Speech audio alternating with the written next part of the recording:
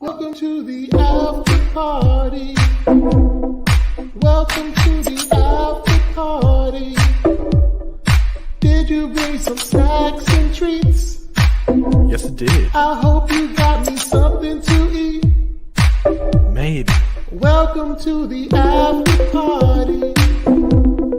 Coming to the after party. Right now. I've been waiting here all day to act like a fool this way. Welcome to the after party. Join us in the after party. Right now. Oh, chocolate and gabbing, maybe some microphone gabbing at the after party.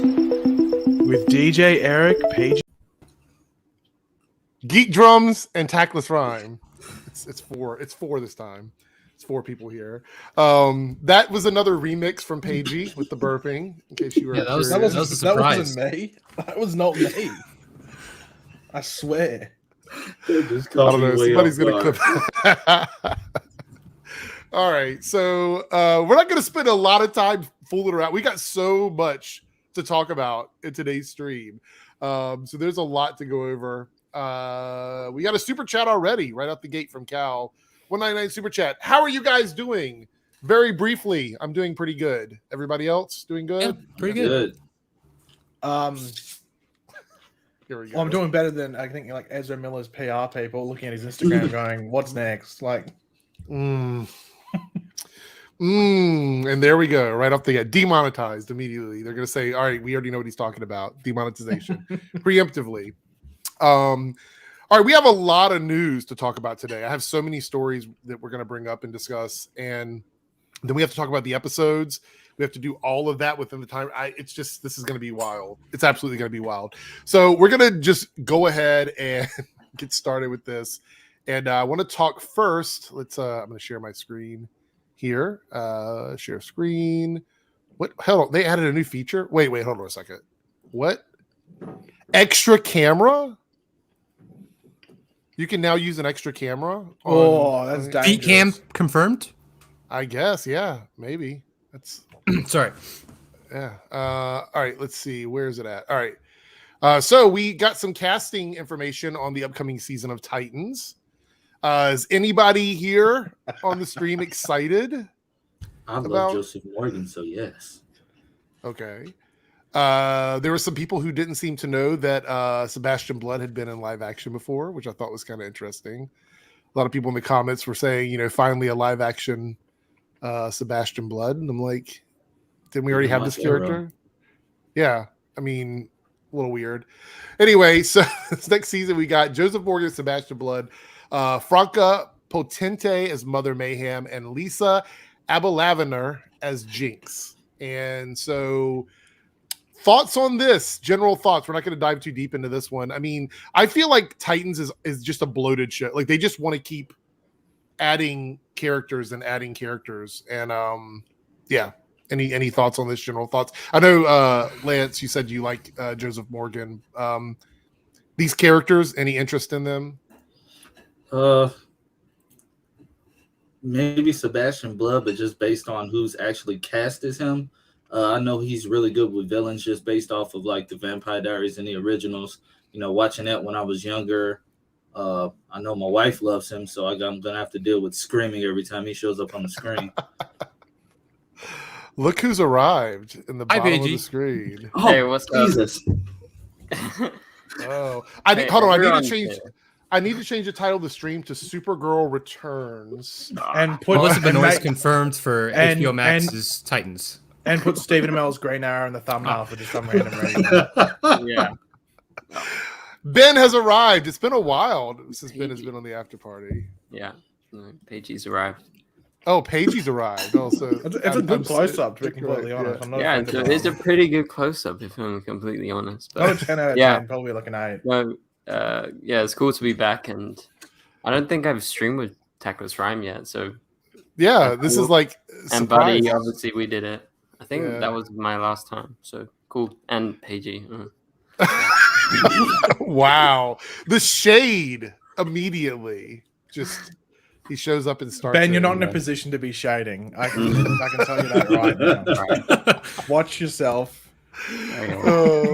So yeah, my thoughts on the whole Titans casting is I don't know what to expect from the show. It got better in this last season, but there's still issues with it. My only complaint about the show really is I don't think the show knows its identity. I don't think Titans understands what the show is. Is it a Bat Family show? Is it a Titan show?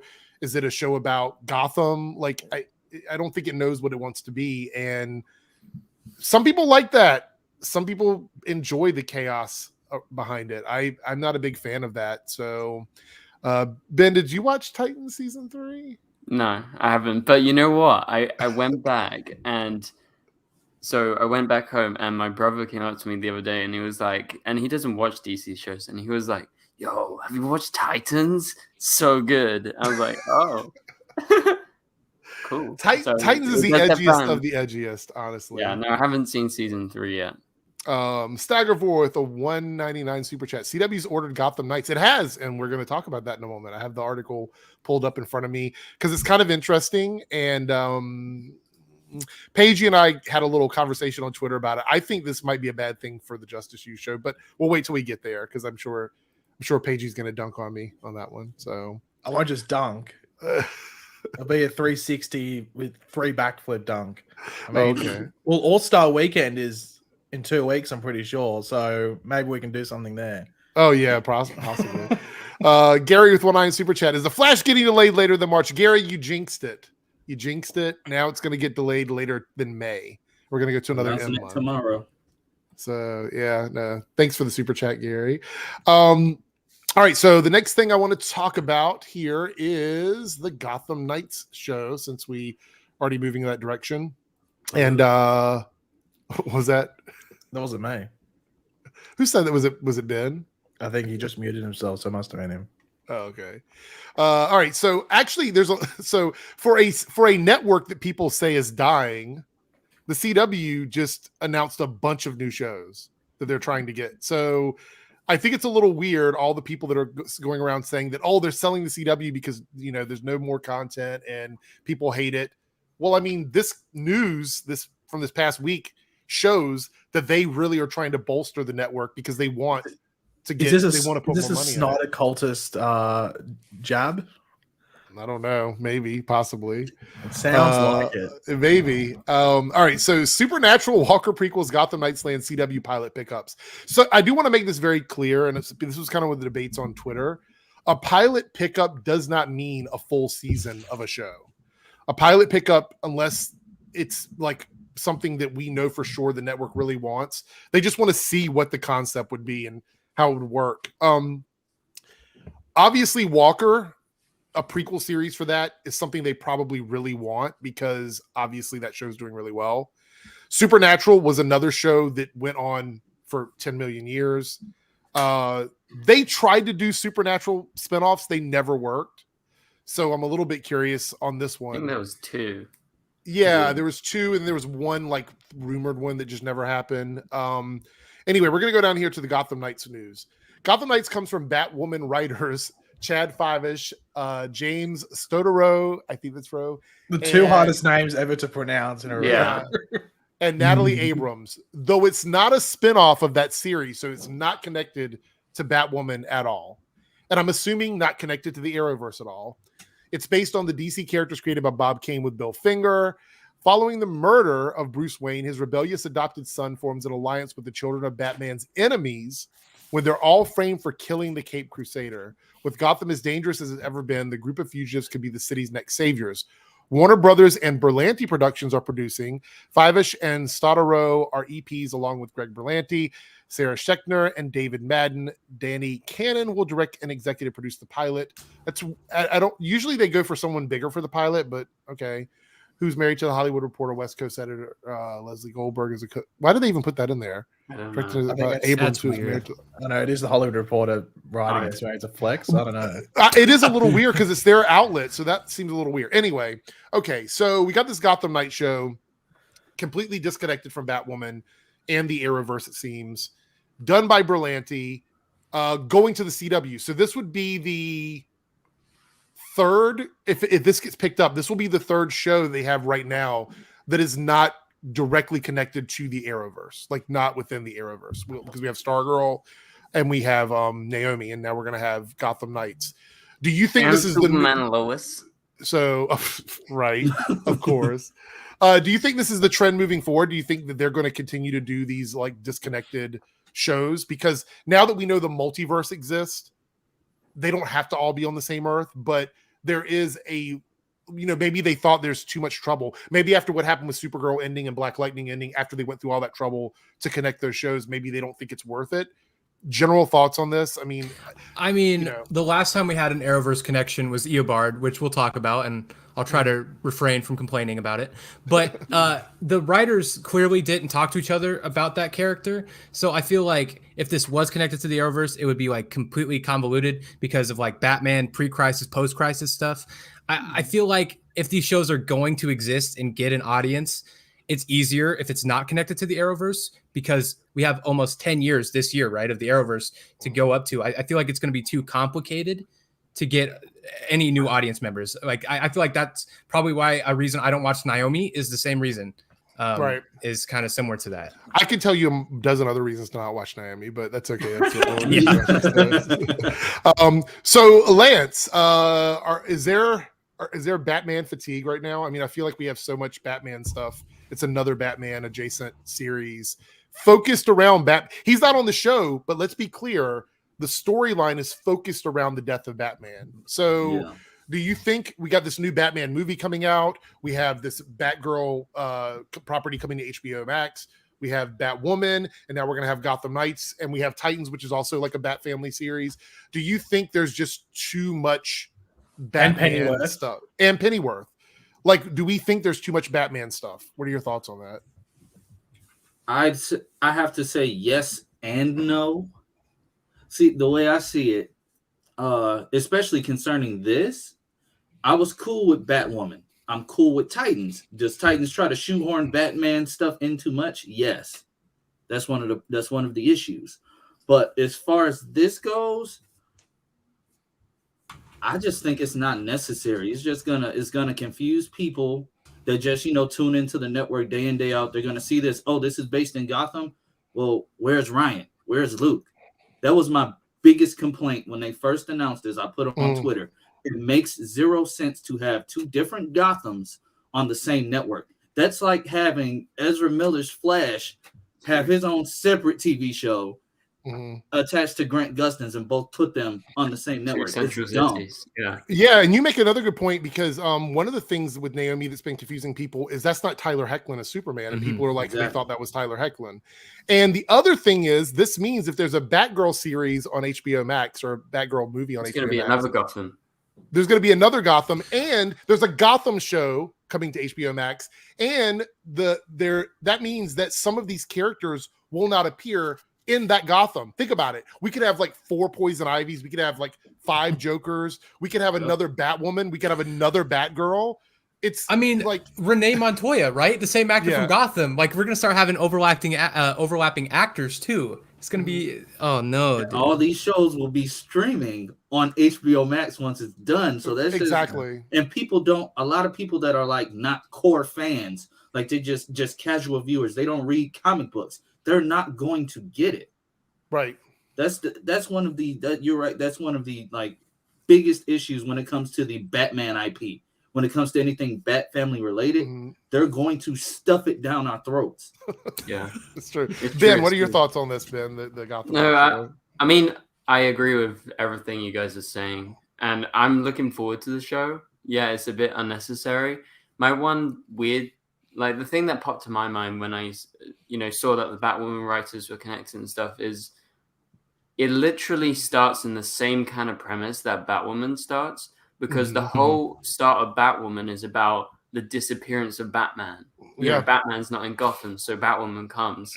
In this case, it's literally starting with the same premise, written by the same kind of set of writers, where it starts with the murder of Batman instead. So it's like, I don't know. Like, is it them? Like, is it going to be similar to Gotham? To Batwoman? Sorry. It's going to be confusing for sure for people. I think. Yeah, and the whole Gotham thing, like you were saying, like there's so many different versions. Now we have these two versions of Batman, like one disappearing, one getting murdered. If it's on the CW, oh my gosh, I just thought about something. I just thought about something. What? If they pair, if this gets picked up to series, they're going to pair it up with Batwoman, and people are going to be completely confused. Yeah, like imagine one after the other. Yeah, and they'll do some really weird advertisement, like head to Gotham on a Wednesday night or something like that. Yeah, or the Batmobile or something like that. Also, there's a video game called Gotham Knights coming out. Yeah, that's what lost me. I thought it was connected until I literally was reading the article right now. I was like, the thing we have an advantage of is that Gotham Knights, that new gameplay looked a bit trash, so maybe it won't be too much of an issue. That is similar. So, Paigey, I'm worried. You need to make me feel better about this. I'm worried that the Diggle series may not get picked up if this show gets picked up. The thing with the thing with the Diggle series is that I don't think they'd push it through the pilot season. I don't think they would. They could. Like, if we're being honest, Superman and Lois was given the pilot, and then they gave it just a full series order, but they were still going to film the pilot. Right? No, but they were still going to film the pilot in pilot season. However, with Justice You, we don't know if they've already cast people behind the scenes that maybe are appearing later in these seasons. That's a good point. Diggle's they've already said that David Ramsey would direct it if it got a pilot. So why would you sign him on the director if the pilot wasn't a thing? Yeah, and also it's like, Diggle's a huge thing. Like, it is Arrowverse existing IP already, and like people are going to be instantly interested. They know they're going to get like a portion of the Arrow audience. So, I mean, it's kind of like. But they also know people love Batman. They milk Batman's series for everything it is, and I'm think that to them, there's probably an argument for both of them. You know what I mean? Well, my whole thing, because I think that's what your tweet was about, Eric, and I've seen other people say, like, well, they have to choose one or the other. I'm like, not really. If they think both are good, they'll do both, because they're going to choose the show that they think is going to get the most viewers, and that will stick around. That can get the most seasons. They're not going to pick Sally Goes to Seattle, some romantic thing that gets cancelled after a season. Right. They're not going to pick up that. Also, David Ramsey's like so connected right now with the Arrowverse. I mean, he's directing everything. He's appearing on shows, like, just, I think maybe out of his own goodwill, like showing up on Batwoman the other day randomly. Like, yeah, he was filming Superman and Lois probably around the same time, but like, are they gonna kind of be like, yeah, we'll do this with you, and you're gonna be like this leading person, like you sign up. David Ramsey is going to be the glue that ties everything together. So imagine them going, you know what, David? No, we're not gonna do it. I just can't imagine that. I can't either. Like them giving him the whole like overall directing deal and guest starring on all the shows, and then just telling him, yeah, we're gonna pick up Gotham Knights. So, you can direct something on that if you want. Well, that was the whole thing when they said that guest star deal, not the directing deal, like whatever. He's been doing that anyway. When they said he's going to be signed a deal to guest star in more of the show, the shows just throughout the universe, I was like, well, does that mean this season? Because he's been in a Flash episode, I think, every season. Hasn't been on the Flash yet this season. So is his appearance on the Flash this season to plant a seed for this Justice You show? Does it happen on even Superman and Lois if he appears there, or any of the shows, or even if he appears in whatever it might be? Because if they're not going to do a proper pilot for it, where they sort of tested for, as to whether they pick it up fully and does get like a full on series order, you think they'd have to set it up within the other shows? Yeah, like they did with Legends. Well, it's going to be interesting. I'm curious to see what's going. I'm sure we'll get more news about this, shortly, because this thing is moving along quicker than I expected. I mean, we heard it rumored, and now we're getting like a pilot order. So I feel like it's moving along. So just quickly, it also, if it is a straight to series order, it's important to remember this show could come out a year from now. It could come out in the mid-season, so they might not have to start filming it till September or something. They don't have to start filming around July, like the shows probably will, I'd assume, this season, because everything seems to be getting back to normal in some way. Yeah, for the most part. Gary with a $1.99 super chat. Is The Flash getting a season 9? Yes. actually. I mean, See. Grant Gustin is signed on. I mean, I'm hoping that they get a season 9. It looks like everything's moving in that direction. So thank you so much for the super chat. Somebody gonna say something? I was going to say, is Legend of Tomorrow getting a season 9? Oh, I don't know, but we're going to talk about Legends right now. We got 2 things to talk about. We got a casting rumor, and we're going to talk about the episode. Well, we're not going to talk about the episode. We're going to talk about the disrespect. It's not a rumor. It's either Well, confirmation or incredibly misleading. Well, I was going to say, the rumor part of it is they haven't actually said the character's name. We know there's a casting, and we know the premise of the character. But we'll talk about that after we talk about the total disrespect of Matt Lesher and Eobard Thawne. We got a super chat here from Ashbury on. And it doesn't matter if you watch the episode or not, because who gives a damn about the episode? We're just Yeah, you're going to have to Matt explain Lesher's it a bit. Because okay. for us, Well, It's so get ready bad. for this one. Get ready for this ride. $20 super chat from Ashbury on. Why does the Arrowverse hate Matt's Eobard so much? The Flash refuses to acknowledge his existence because it's cheaper and quite honestly lazier to use Tom, and Legends of Tomorrow brought him back for 5 minutes just to kill him off. they killed him. Dumbest way Yes, possible. it was so anticlimactic, man. It was an evil robot Sarah, and Eobard's just standing there like, oh, hey, what's going dead immediately. And then they just transition to a different scene. Like, she walks in, stabs him, scene, end, done. Like, it was so bad. Like, I cannot believe that was even allowed. It made Eobard zero is so sense. Dumb. He's supposed to be smart. It's his whole thing. It disrespects the entire character because Eobard is a genius. He's a genius. He's manipulative. He thinks way ahead of everything. You know, they took his speed away. Fair enough. He's not a speedster anymore, but he's still a genius character. Yep. And the fact that he didn't realize that those characters were not the same people just from looking at how they were acting when he saw them walking in. Was Nate there with the big arms? Yes. Yeah. Yeah. Okay. Talking like So Arnold let me explain. Schwarzenegger. Oh, yeah, what's up with the arms, bro? Okay. That's So cool. right now, well, the legend stuff is basically right. It's gotten really stupid. The premise is there's evil android versions of the legends chasing down the legends and trying to kill them. So the Nate with the big arms is not really Nate. It's a Oh, damn. android. I thought you just got, like, really dense.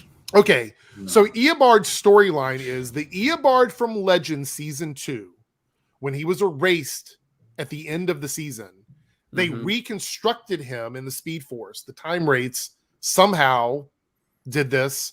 Why would And they then- do that? Hold on a second. They reconstructed him. They took away his speed, somehow designed technology to lock a bracelet on his arm that works like something from the future. And now he worked for them, I guess, making sure that fixed points in time never get changed. So what I'm assuming is everything that's a fixed point in time is governed by someone doing it for the Speed Force. At least that's the premise or the assumption after watching That's what's what going on with they made it seem. Eobard. So, right. So, you know, that's what he does. He's stuck in the same day over and over and over again. And for some reason, he has decided, I keep saying he has, he decided, because he's not around anymore, that the time rates were right and that changing time is bad and that everything should stay the same. And now he's on a path for doing the right thing and he's doing this to be better for people. So that's the setup for this. And I'm thinking, and a lot of people thought, well, there's no way Eobard would do that. This is obviously him trying to trick people so he can get out of this prison that he's in, right? But no, he really did feel that way. And in the next episode, first like 3 to 4 minutes of the episode, the evil Sarah walks in with the evil Nate, both acting extremely weird. And Eobard is standing there, walks over to her. He's like, you haven't worn that costume in a while, which, by the way, doesn't make sense because how would he know that? But anyway, he's like, you haven't worn that costume in a while. She pulls out a tiny dagger, stabs him, and he dies right there. And that's it. Yeah, he just bleeds out on the floor. So, yeah, He that's just the sits end there. of that version of the Reverse Flash. I don't think I've ever been so mad. You know, I'm thinking of Laurel Lansdowne in season 4 with the same way. I feel like I'm more mad now. Like this was just a total butchering of the character, and it came out in promo photos. They wanted this to be a big thing, and I see some of you guys in the chat talking, "Hey, you know, this is exactly what Eobard would do." I don't think Legends would ever do that. I don't Get Oh, think they killed on understand this purpose? character. Like you know, to get out of the loop. That would be cool, but there's no inkling of that. There's no talking about it. The way they've just phrased the story, I don't think it's happening. I have a theory. You want my theory on this whole thing? Okay, so for years now, there have been discussions on why Matt Lesher's Eobard Thawne is not on the Flash, right? They realize that there is no way to have him back full time, and it makes more sense for Tom to keep being Wells, because Wellsabard on the Flash is a better character than just the Reverse Flash. Because I love Matt Lesher, but we wouldn't get those scenes we get on the Flash with Matt and Grant. It wouldn't work. It has to be Tom Cavanaugh. Yeah, that is a problem they created for themselves. Yeah, that's a problem they created for themselves in the first season. So I think this, although it makes no sense, there's 2 Eobards running around. Doesn't make any sense anyway. But I think this is them saying this is the end of Matt Lesher's Eobard Thawne. So people will stop asking for that one to come back. Because not only did he lose his speed, but now he's dead. They weren't content to just leave him in the fixed point so we can believe that that's where he's at. They killed him. Yeah. So, and that was the Eobard from Legend season 2. So I think he is gone. Oh, we also have to add in. Also have to add in the fact that Jesse L. Martin did that talk show yesterday and said, if you thought what Tom Cavanaugh did in Armageddon was crazy, just get ready. He basically let us know it's Tom Cavanaugh from here on out. Is that why we haven't gotten a Flash villain announcement? Because Paige, I was watching your video on my way home during the storm, and you were talking about that. Do you think it could be Tom again, and they just don't want to announce it? It's just like how because they haven't announced the villain yet. Yeah. Like, would they do that? Well, the thing is that when I saw that, I saw that video, I retweeted and stuff, and I saw people going, "Oh, well, why is he back?" I'm like, "Well, he's in the present day, so I expect him to be in the back half in some way. I know what it's actually going to be. Right. Hopefully, it's not the villain because I'd rather they save that. Maybe he's working along with it, or has his own manipulative plan to maybe get his speed back, which ties in with certain things. Maybe we bring back Bloodwork. Finally, do that thing where he's like, "I'm in for the long game." They're both in prison. Yeah, but he's kind of that'd be kind of cool. That actor is on that. Is he? Yeah, that actor is on Good Sam. Oh, he is. That's right. Good Sam. It's a new medical drama. And I believe he's a weekly character. I don't think he's a recurring character. Is it filmed in Vancouver? I don't think so. Not sure. I finds a way. Maybe if it. Naruto's got a question for Paigey. Are you still going to do an Arrowverse tier list stream? Did you promise that? I don't remember you saying. I promised it, but I wasn't too sure if I was going to do it before the shows came back or after the new seasons. I might just wait till after the new seasons because I still have to I still have to watch catch up on Batman. I was going to wait till they finish and binge Batwoman and now Legends. Now I'm a bit hesitant, but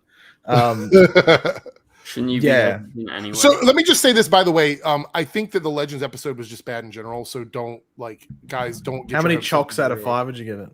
Chalks? 1,000 because it's bad. It's bad. It's bad. Even if you're a Legends fan, there's just problems with the storyline right now. Are you suggesting that chalking is bad, Eric?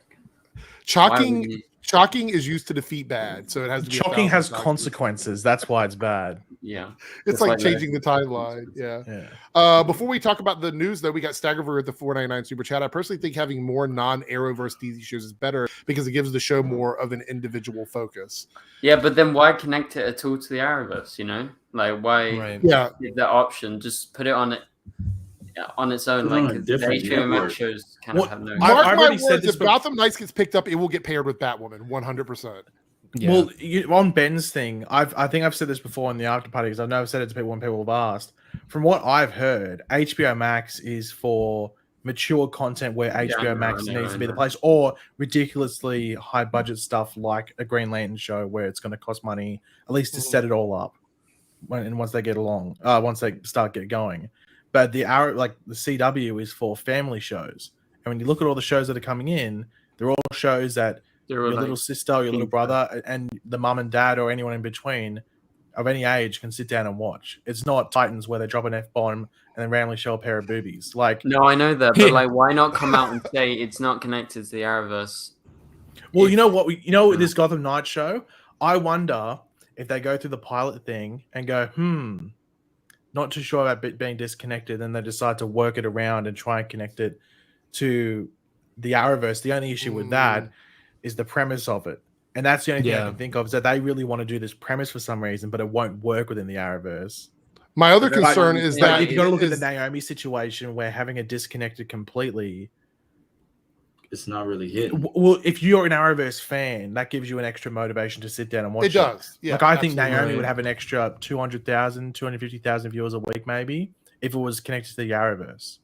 Considering how much she loves Superman, I think that would work. Like if Tyler Hoechlin shows up in that, I don't know why. That obviously we have the if advantage. Tyler up, I would have watched the show. Well, we've got the advantage of the fact that we watched it, so we know what happened and everything like that, and that we know that it premiered on the same night. Back then, when they were filming all this stuff, especially the pilot, they probably didn't know if they're going to get picked up and everything like that. But in a perfect world, seeing they premiere on the same night, you have the Superman Lois premiere, and then Naomi, it's Tyler Hoechlin's Superman, just for a cameo at the beginning in that one scene. If they don't plan on using him, they could have easily had him there just to show him, and that would have been enough. But obviously, we don't know. There's probably because be some underlying. We've talked about this like Truman Show thing. Like I don't know if that's actually going to be a thing, right? No, I don't think so. I think it's just done the way it's done. I don't think there's it's a wait and see. And but the thing is, when you set up a universe, not utilizing that, it doesn't mean you have to have a cameo every 3 episodes or something like that. As long as you know it's there and there's the option for that, because you feel some sort of connectivity to it. But when you don't do that, it's just it can give people a lack of motivation or no reason to sit down and watch it. I was gonna say Superman and Lois does a good job of ignoring Supergirl. Yeah, I was just about to say that. Were you gonna say that, Lance? I was just about to say till that to the superhero stands. But so do we, except Ben. So maybe they're reading the audience. Intro to Unicorn with the $5 super chat. I think they'll do more shows disconnected to the Arrowverse because they can't keep up with the continuity of it all. That's another thing. Is we talked about this before, and this is one of my issues with Naomi, considering it's the first season. The earlier a show is in its life, the less problematic the story has to be, because you're basically focused on just building that world. Whereas if you jump in as an Arrowverse show and you're not a spin-off of an Arrowverse show, you have a lot of groundwork to make up to jump into where they are now. Well, yeah, that's why I think Justice Hughes got like a leg up.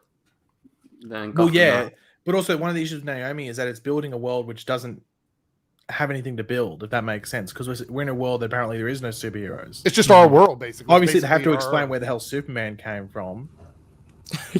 Like, obviously, they have to do all that. Let me ask you a question, and this is just a general question. Any of you can answer this. Naomi supposedly takes place on an Earth like our Earth, where it's just superheroes are in comic books and everything or whatever. Can you imagine if Superman showed up somewhere fighting someone or whatever, how important that would be to your world? Secondly, if you are the owner of one of the biggest Superman blogs in the world, would you not be taking advantage of this? Because we have not seen Naomi do anything connected to that Superman blog since she mentioned it in the first episode. Like, Supergirl showed up in the freaking world. Well, no, like the Flash. The example for Naomi, out of that. The example for Naomi's blog would be pretend it's Geeks and Gamers and Captain Marvel 3 gets announced. Like, they're not going to stop talking about it, are they? So you think that's what would happen? She would have had that footage of Superman. She would have gotten all that footage from people. She would have put it up on her blog. She would be following it. She would be doing social media with it and everything. Fan art. I just can't imagine. Yeah, fan art. I just don't understand.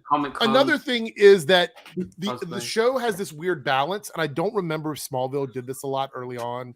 I watched it, but it's been a really long time since I paid this much attention to it. The idea that all this other stuff is going on, but let's run for student council. He played football, I'm pretty sure, on Smallville. Yeah. And kept getting sick of being around Lana.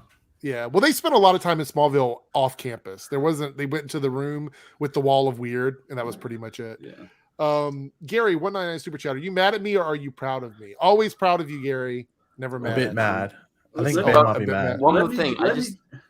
Oh, sorry. You go first, Lance. Let me just say this because I know we weren't going to talk about it, but I've tried it with Naomi. Some things get my attention. Some things in this past episode, I can vaguely remember. Like, I'm not going to remember the episode until I see the recap next week, because I started it. I'm going to finish it. But go ahead. My whole thing is, it just doesn't do nothing to catch you. Like, the Zumbedo actor, he's terrible to me.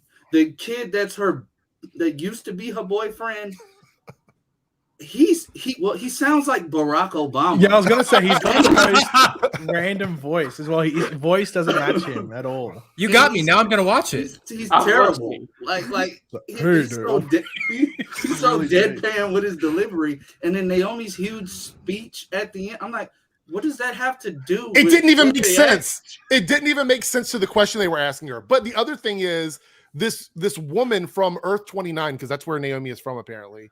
Although we have no idea what the designation of that means in the big scheme of things. I mean, I in think the it's comics, just that's Bizarro World. Well, I so think I it's- don't know what they're doing on the show. It's because it's just the 29. That's the thing from the comics. But let me also point out, Earth number's How- stupid though. how are they aware of the multiverse when the multiverse crashed and burned and Crisis happened? Like, does this happen pre-Crisis? Not totally sure. don't know. Anyway, but I also want to point out Zumbato on his planet was responsible for destroying the planet, and on this Earth, he's a car salesman.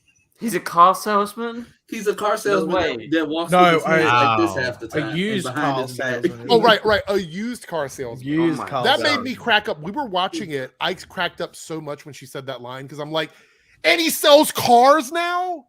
This person destroyed a planet and he sells cars now. Well, isn't that- but isn't that- underneath it? That's what. But I is. think the whole point of it is, though, didn't they mention that in this week's episode that he's got to hunt the 29 down to take their powers, so that he might not have powers to the level of he did as he did. I mean, when maybe he had some powers. I think for that's sure, what I was but- sort of alluding to. they're doing a don't whole know. lot of wind Like- pushing. It seems like Avatar to me. Honestly, it's a whole lot of wind that happens. He's It actually is. interesting in the comics as well. Like Zumbato's pretty cool. Yeah. So, I don't know. It's weird to hear him like that. Yeah, So this we're one's not. Let's move on with this Legends news because this is the one where I said rumor because we know that he's joining, and based on the description, we can assume what character it's going to be, which is why I put it in the title. But I don't think they've actually, unless something's came out recently, I don't think they actually confirmed it. But Donald Faison is going to. When be I saw joining this casting, some of it was so random, like Turk just showing. I up. want to start off by Like, saying he's hilarious. I love him, and So I it's have the no Powerpuff. issue with him playing Booster Gold because I'm not a huge Booster Gold stan, so I don't really care who plays Booster Gold. This is fine, but the thing is, it's Legends, and let's be honest here. Oh, God. The entire premise of Booster Gold is the complete opposite of what the Legends are designed to do. Because Booster Gold will, if you run a blog that sells pineapples and you're willing to pay him, he will put it on his suit and he'll wear it out in public and get pictures with this pineapple blog on it or whatever. Because he's a character that likes attention. He wants to be in the public eye. That's what he does. That's completely contrary to what Legends does, which means that how is this character going to work? I'm going to assume he's Booster based on the description. This casting has a lot of people concerned, though. Thoughts on this? Is anybody a huge Booster Gold stan? If this ends up being the character, He's cool. I like him thought- in the comics, and it Yeah. doesn't. I think the casting's cool. Like he's a good actor. It makes no difference, but like, yeah, Booster normally I think is like quite young, and he's like social media heavy. He's like, you know, he's like a taking quintessential photos. like white beach body guy. That's what he looks like typically. Yeah. Anyway, Johnny He's Johnny better than Bravo the was a Smallville one. superhero, pretty much. Just think of Mm, probably the best way to put it. yeah. What are you saying, Lance? As long as he's better than the Smallville one, I mean, then Oh, I remember that. I'm The I'm Smallville cool. Booster Gold. I'll say this: I like the idea of Booster Gold. I don't like the idea of Booster Gold on Legends of Tomorrow. That's my biggest Well, problem. the thing is that. Well, what does it say? While the character's name is being kept, the producers hope this won't be a one-off cameo and that fires on return of the CW Greenlights in 8th season. Yeah. They're refilming that Powerpuff pilot, and he's playing Professor Utopian. Oh, was it? that's right. The adoptive dad. Yeah. Whatever it is. Utonium. Yeah. Creates the Powerpuff Girls. So I wonder if it's like, yeah, we'll set you up on Legends, and if Powerpuff doesn't get picked up from the pilot, then you'll be on Legends next season. So he's probably guaranteed a job for next TV season. So basically, they're saying no matter what happens, you're going to have a role on one of these shows. Yeah, and you're going to be playing like a pretty well-known character. So I feel bad. He's going to get a lot of hate for this role because, there's going to be some people that are going to be like, oh, we want the original one from the comics or whatever, which is fine. But they always direct the hate towards the actors. And I think that's will totally they? wrong. Because I think everyone likes him. If you've seen the actor, I don't think he's an unlikable. No, I'm that's fine. But we know for sure there's certain channels here on YouTube that will go after him because they're going to be like, oh, why are they changing this character? Blah, blah, blah. I like Donald Faison. You're right. A lot of people like him. Well, my concern is how he's going to be. Have you seen that guy on so. TikTok, the black dude who wears the blonde wig? And he makes fun of all the white boy TikTok videos. Oh yeah, Yeah. They could do that as a meme. They potentially could do that. And you know what? I would not put it past Legends to do something like that. So That would actually be hilarious, though. So That would be quite. I'm actually down for that. Yeah. Yeah. Thomas here with a £5 super chat. Wasn't enough for Legends to ruin Sarah. They also ruined Eobard. I hate the show. Was so hyped for these episodes. I turned it off after he was stabbed. How do you? So, buddy, you're like wait, Lance, do you watch it regularly or do you watch it on streaming? Like, I watch it the next day. Okay, buddy, you're someone that like when I think the first time we did the content creator binge battle, Legends was one of the shows you were really excited about. So you are a Legends fan. And even you had issues with do I this. even know you? Yeah. I like season 2. Season 2 is my one, and I've stuck with the show because I love this cast. I also turned off the episode. This was one of the ones I had to watch day after instead of catching it live, and I had to go outside for a minute because I just lost it. I could not believe this.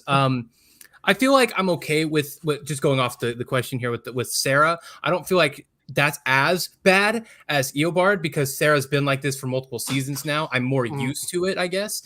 But just seeing Legends completely change into what it is now, to bring Eobard in this late and what they did with him here does not get me excited for Booster Gold because I feel like he would have been good in like season 4, season 3. Same with Eobard. Bringing these characters in, introducing this new one.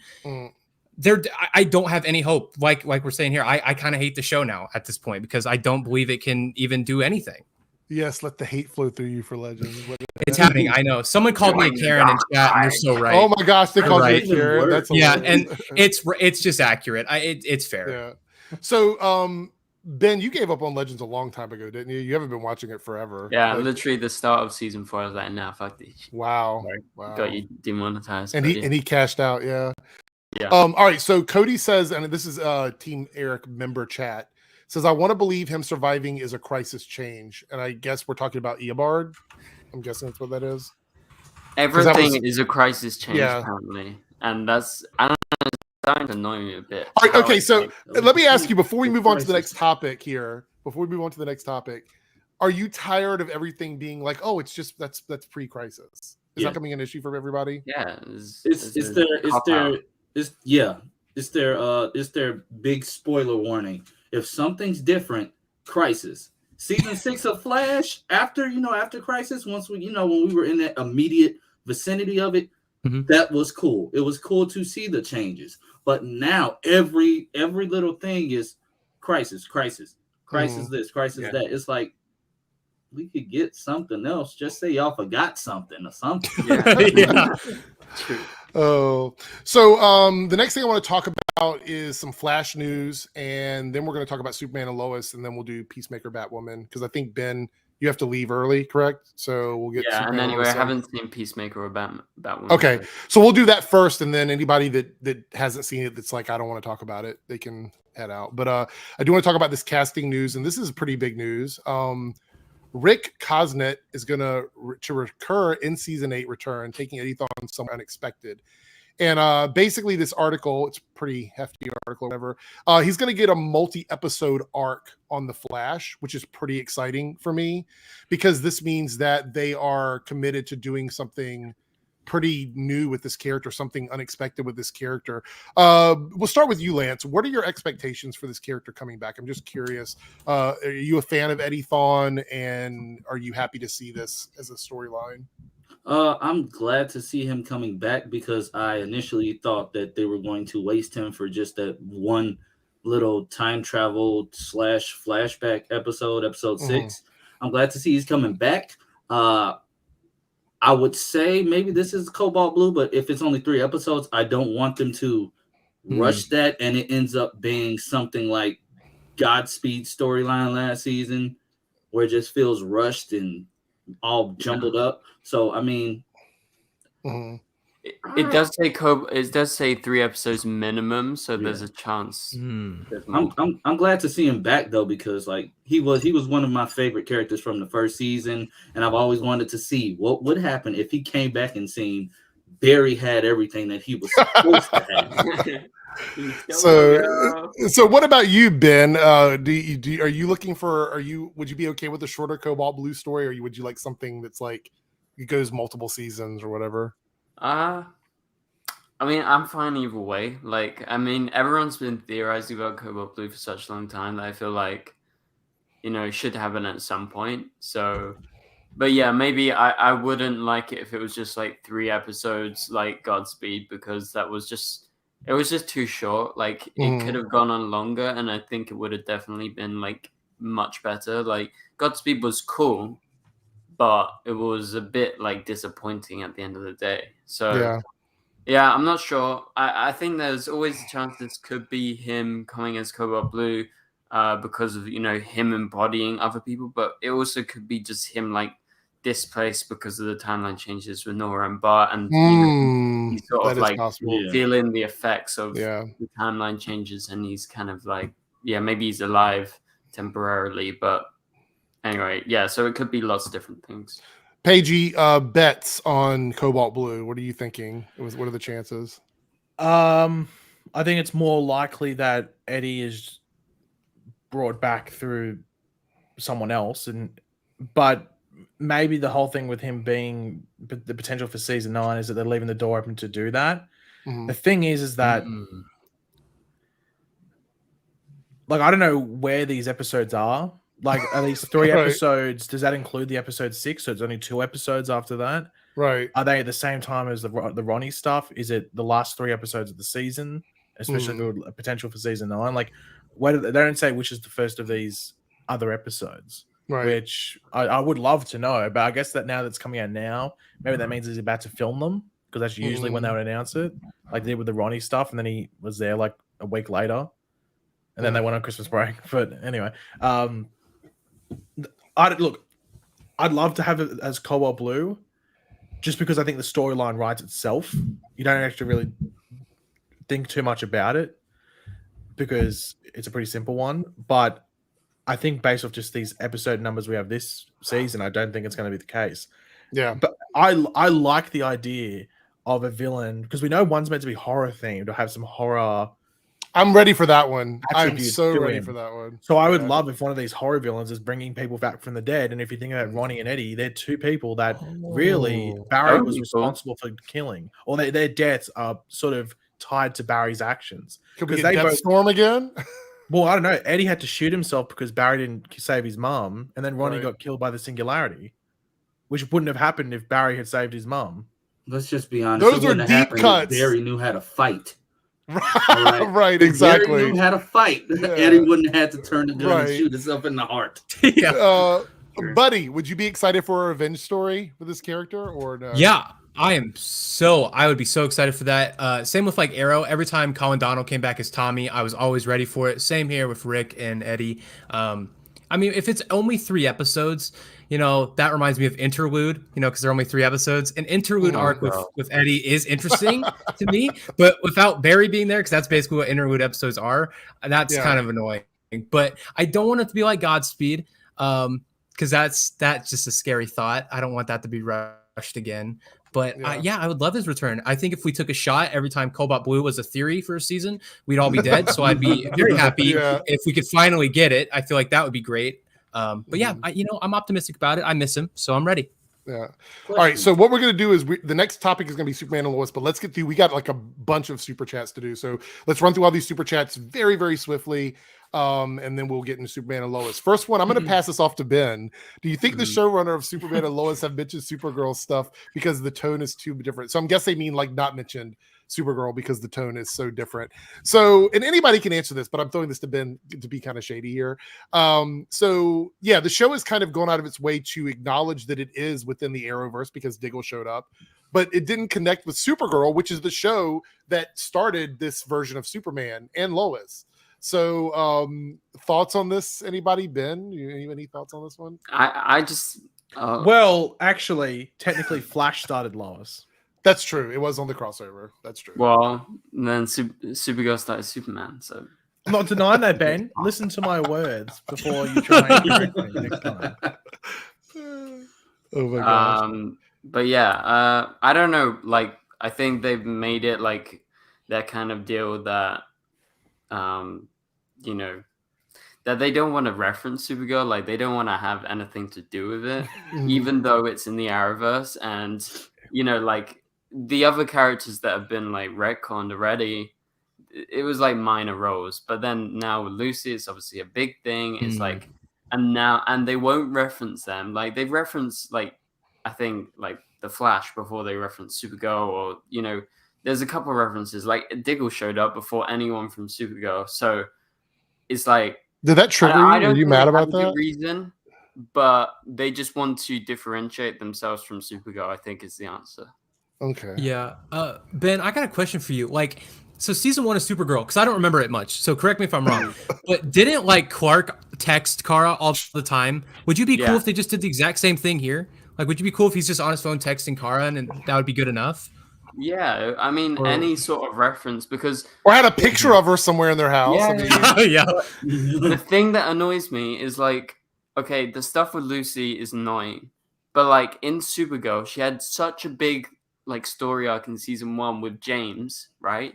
James Olsen, Superman's supposed best friend, and he hasn't even referenced him once in like nearly a year and a half or something. Well, Lance said he's been mentioned. Lance said he's been mentioned. I was talking about the year and a half. Let me say this. We talked about this before, and I thought about this, and I want to bring it back up, and then we'll move on to the next topic. But we talked about the fact that maybe Kara, you know, knowing about Kara, or the kids not knowing about Kara, would be an identity issue with her, you know, being Supergirl or whatever. But if Clark and her are cousins, wouldn't the kids already know now? Yeah, that they she would is make Supergirl. Right. I feel like that would be a dead giveaway. So I mean, maybe they do, because we didn't know that they knew about Lucy until, well, a couple of days ago. Yeah, they could just be, you know, not. I mean, they might know about that he knows Barry now. I mean, we don't. That's true. That's true. We don't know what conversations that they have off screen. That's true. It's just Todd Helbing's whole thing is we don't have to have him call on everybody all the time. Let's craft our own story. I mean, it is Superman. Like, it is Superman. So, Eric, click the private chat. Oh yeah, you could definitely use the help of Supergirl right now. I mean, Supergirl kick Bizarro's ass with him. I mean, Jordan would ask for help. She's running a newspaper. She's very busy. No, I know. I'm only really kidding, but oh, that's should I show that?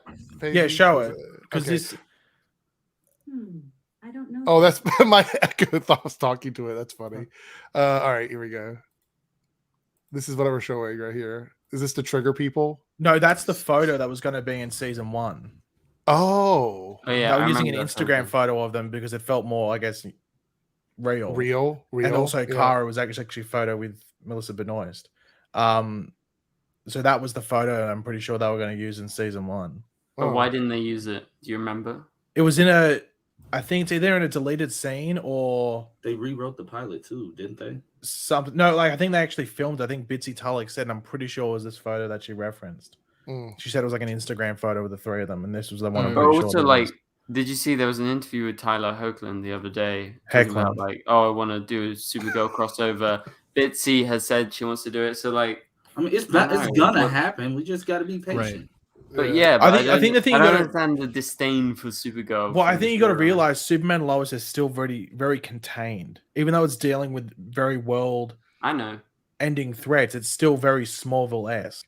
Like, I'm interested to see what happens once, like, because now the government's like very involved in things, whether things get bigger. But I don't blame Superman Lois for being self-contained during this period as well because of the pandemic. Right. It would have been like they would have been just trying too hard to make something happen on the show that didn't need to happen early on. It needed to build the characters around it because, sure, we met Clark and Lois, but we hadn't spent a ridiculous amount of time with them, especially Lois.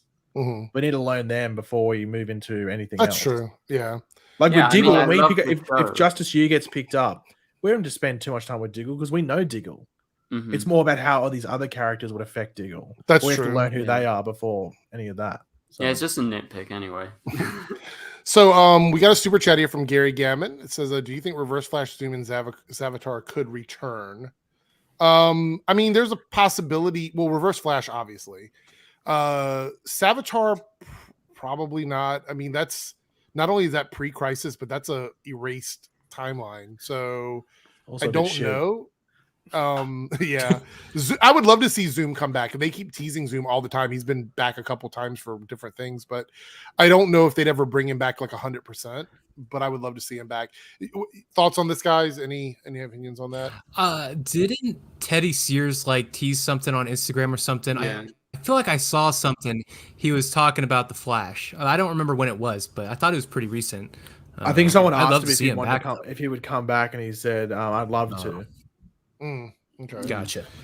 So the next thing I'm going to read is not related to DC, and it's a Team Eric member chat. So it's about Boba, the Book of Boba Fett.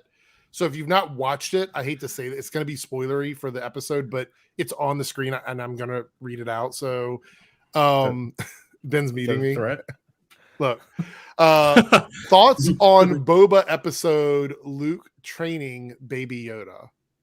So this is not something we normally talk about, and I'm literally going to spend like 1 minute on this because this is going to be. I'm having a big stream next week where I'm going to talk about the whole season of Boba Fett. But and if anybody wants to join, just let me know because I'm going to schedule it for next week because the shows are not on next week. So this is what we'll probably talk about. I love this episode. The last 2 episodes of Boba Fett have been the best of the season, in my opinion. And it sucks because they're the ones that had no Boba Fett in them. That's just my thoughts on it. Very quick and Hey, he was in this last episode. Yeah, he was standing there. He sure didn't say anything. Standing in the background. No words. Once. Anyway, thank you for the member chat. Yeah, we'll tune in next week. We're gonna do a whole stream just about the Book of Boba Fett. All right. Another super chat here from Cal. Do you think the Flash will bring Matt Lesher back if they do an origin story of Reverse Flash? So no. I don't think so. I think if we get an origin story of Reverse Flash, it'll be like a flashback to him when he was younger. And I don't think they're going to use Matt Lesher. Am I saying 100% they won't? I'm just saying right now, I don't think they will because I think what they did on Legends was get rid of him so they don't have to bring him back again. Any opinions on this, guys? Any thoughts? Yeah, I don't know. After the Legends episode, I feel like they did it to they just want to kill it appease fans, and they brought him in and said, "Hey, you got your Matt Lesher." Eric Wallace was like, "Oh yeah, sure, you can use him. Fine, do what you want with him." And then they did what they wanted with him. Right. Sure did. Metron, another question about Boba Fett. Are you enjoying Mando season 2.5? I'm enjoying Boba Fett much better now that Mandalorian has been on it. So he's on it. Basically, there's been 2 episodes of him, like just him, nothing to do with Boba Fett. Well, there's ties. To Boba Fett. I remember how I was talking to you like after a couple of episodes of it, and I said I think it's so clear that they've made this season, they made this show because Pedro Pascal was busy with Last of Us, and they couldn't do Mandalorian. But now they can. Obviously, they had limited time with them, but they wanted to do like an actual show because Disney Plus needs weekly shows to keep subscribers around. And obviously, none of the Marvel shows were going to be ready by then, or at least not to fill up that schedule. And I think what we're seeing now sort of proves that. Yeah. But I hate. I don't give a shit about Star Wars really, but I know when they're messing up with the character. Why does he keep taking his helmet off? Oh, you talking about Boba Fett? Yeah. Why does he keep taking his helmet off? To show the actor it's in his contract. But there was so much stuff with his flashbacks. Would I think if this was the Mandalorian, because I think this was going to be a story in the Mandalorian season 3 anyway. But So I don't you think know it's going to be the flashbacks. You know what the The Mandalorian flashbacks- has on Boba? The Mandalorian is cool. Well, that's the thing. And Boba Fett The is not really flashbacks cool. are the best part of this show with Boba Yep, Fett. 100%. Everything else in this present day thing with him trying to be this mobster sucks balls, like donkey space alien balls. It's terrible. And he keeps taking off his helmet. All the supporting characters are like these cyborg people. Like I don't know what the hell they are. Like Does he they're not terrible. realize that Boba Fett is more intimidating when he's got his helmet on? Yeah, because Like, you with his don't know helmet who's off? under there. Yeah, yeah. Like everyone, the thing is, people watching this are Star Wars fans for the most part. They know that Tamara Morrison is Boba Fett, Right. and they show the flashbacks The anyway. which show Mandalorian him. had no problem keeping his helmet on for like 98% of the series. and it's Pedro Pascal as well. Yeah. So, all right. Cody with a $5 super chat. Then this past episode, they say what Earth she's from and they don't expand upon it. We're talking about Naomi. They said, yes, Earth 29 because of the 29. And that's it. Nothing more than that. This show is a mystery show. I'm sure they'll eventually get to it in season 4.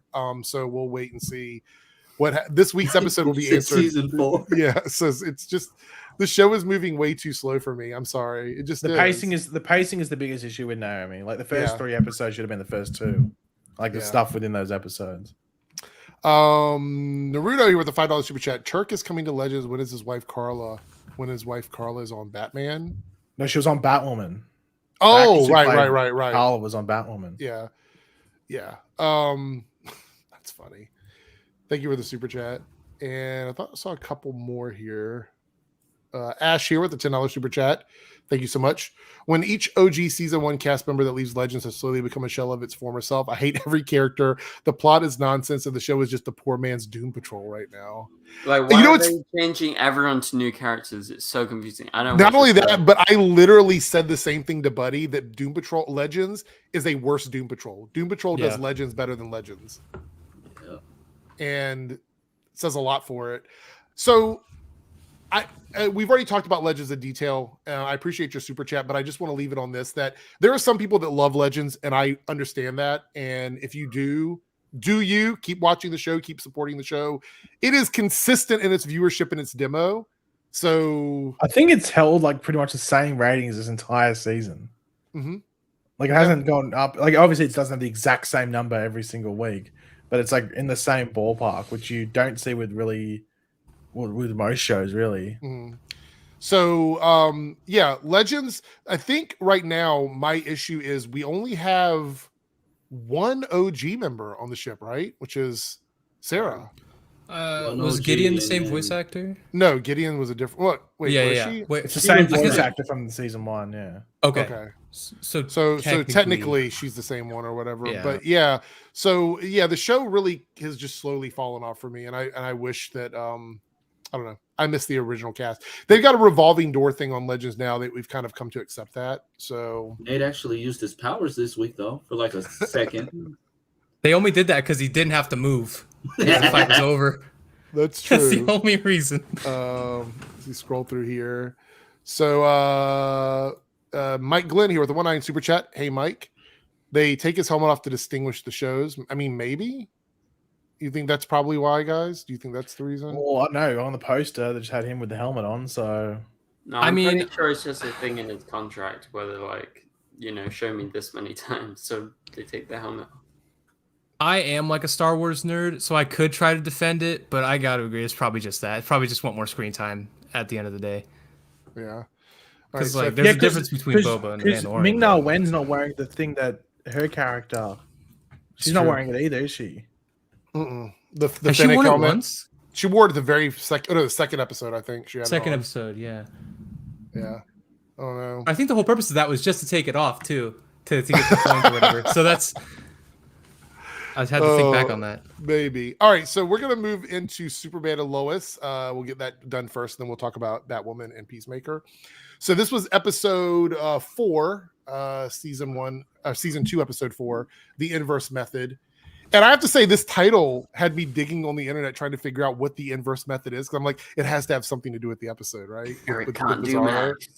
And I looked at it, and as I'm watching it, I'm like, okay, you subtract that, then you subtract that, and then you bring those together, then you add this, and then you subtract. I'm like, Yeah, this isn't gonna work for me. So then I went on like Twitter and even on Reddit, and I was like, does anybody know what this is? And they're like, oh, some people had answers, some people didn't. Anyway, it's about subtracting something, adding something, and then making it whole again. That's the It's just like a freaking. It's just a metaphor. yeah. Cool. So I'm assuming it has to do with Bizarro and Superman somehow, some way. I don't know if it's gonna play anything or whatever, but I thought it was kind of funny. So Wait, you thought it connects to Bizarro. Bizarro and Superman subtracting something and bringing something in. But I thought it was about the cult. I don't. No, I Well, don't know. The cult It is was. called isn't the cult the inverse? The cult's called Yeah. the inverse theory. That's Yeah. why it was called the inverse method, because you saw Right, but I Ali's thought method. it was a tie-in with what was going on with Superman Yeah, I and just thought it was Bizarro to do with with the the cult. cult. No, it was about I was just waiting for Eric to stop talking because I think he went down the old Golden Brick Road of insanity. It was just about her. I cult. think everything is a mystery and somehow it's connected. So I try to tie the I mean, stories together. Lucy had a line where she said, so just taking it at face value, saying that what she says is true by saying this. She said she saw her other self. Right, So I'm yes, wondering, that. boom, is she getting headaches too? Is she seeing a Bizarro version? But She's then seeing is Crisis. Bizarro Anderson's doing? Ooh. So it's one or the other for me. I feel like they could easily do Doppelganger's Anderson or they could make confirmed. it this. It's good that you brought that up because that's something that I was like thinking about, and then I didn't see anyone comment on that. Yeah, no one what do talked you guys about it. think about- What do you guys think about that? That Yeah. comment. I did one thing. I mean, I would say So one thing I got.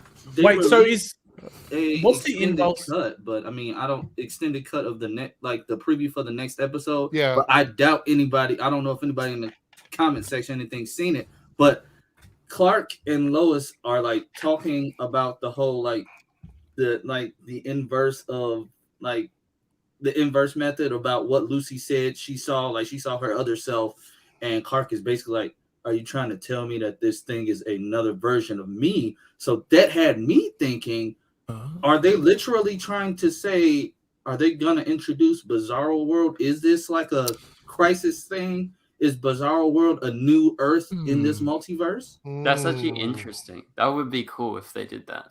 Like, But what were she's you saying- seeing Bizarro Lucy or something. But what were you saying the inverse method is, Eric, based off your internet research? It's just a formula, like it's a way to solve a problem. You have a So it's equation. taking something to add something to add something else. Yeah, to yeah. make it So whole. basically you have a formula, you remove certain numbers, you add numbers, and then you get to the result that way. That's what the inverse method is. So how do we know that this inverse theory isn't just relating to the fact that Ali is Parasite and what she does in the comics, Oh. where she absorbs other people, so she takes stuff Oh. from other people to make Oh. herself more whole and more That's powerful. She Does that takes maybe your connect to the mind, necklace then? she So adds Well, I that's the thing, think- that drugs. necklace is interesting. I don't know what's I going think on. what are you gonna say, Lance? I said she takes your mind. Mhm. She adds, she makes you take drugs. She tells you to get in the tub, and then she makes you crazy. That's the whole mathematical Yeah. equation of which you were speaking. She just makes you crazy, and then So she tells I- you to keep coming back for more. Yeah, because I think when Lois at the beginning was talking with Jenna or Lucy, Jenna, talking to Lucy at the beginning, I call her Jenna because that's what Ben was saying. It's not Lucy, it's Jenna. At the beginning of the episode, she calls Ali a parasite, but doesn't say it as if that's a actual thing. It's more of like a metaphor Yeah, of what that's she I think they're does. They doing. keep So do you doing think that. she's actually going to be Yeah. parasite, or do you think that's just going to be a metaphor? I It think depends it's a what metaphor. fully happens to people, because we see what happens to Lucy, but we haven't seen the exact process. So I wonder if we're going to see that through Chrissy Beppo. Oh. Because Yeah, I if- think you're right on the money That's a there. That good makes point. sense. That's a good point. So I wonder Yeah. if we're going to see that, and then obviously that's directly connected to Lois.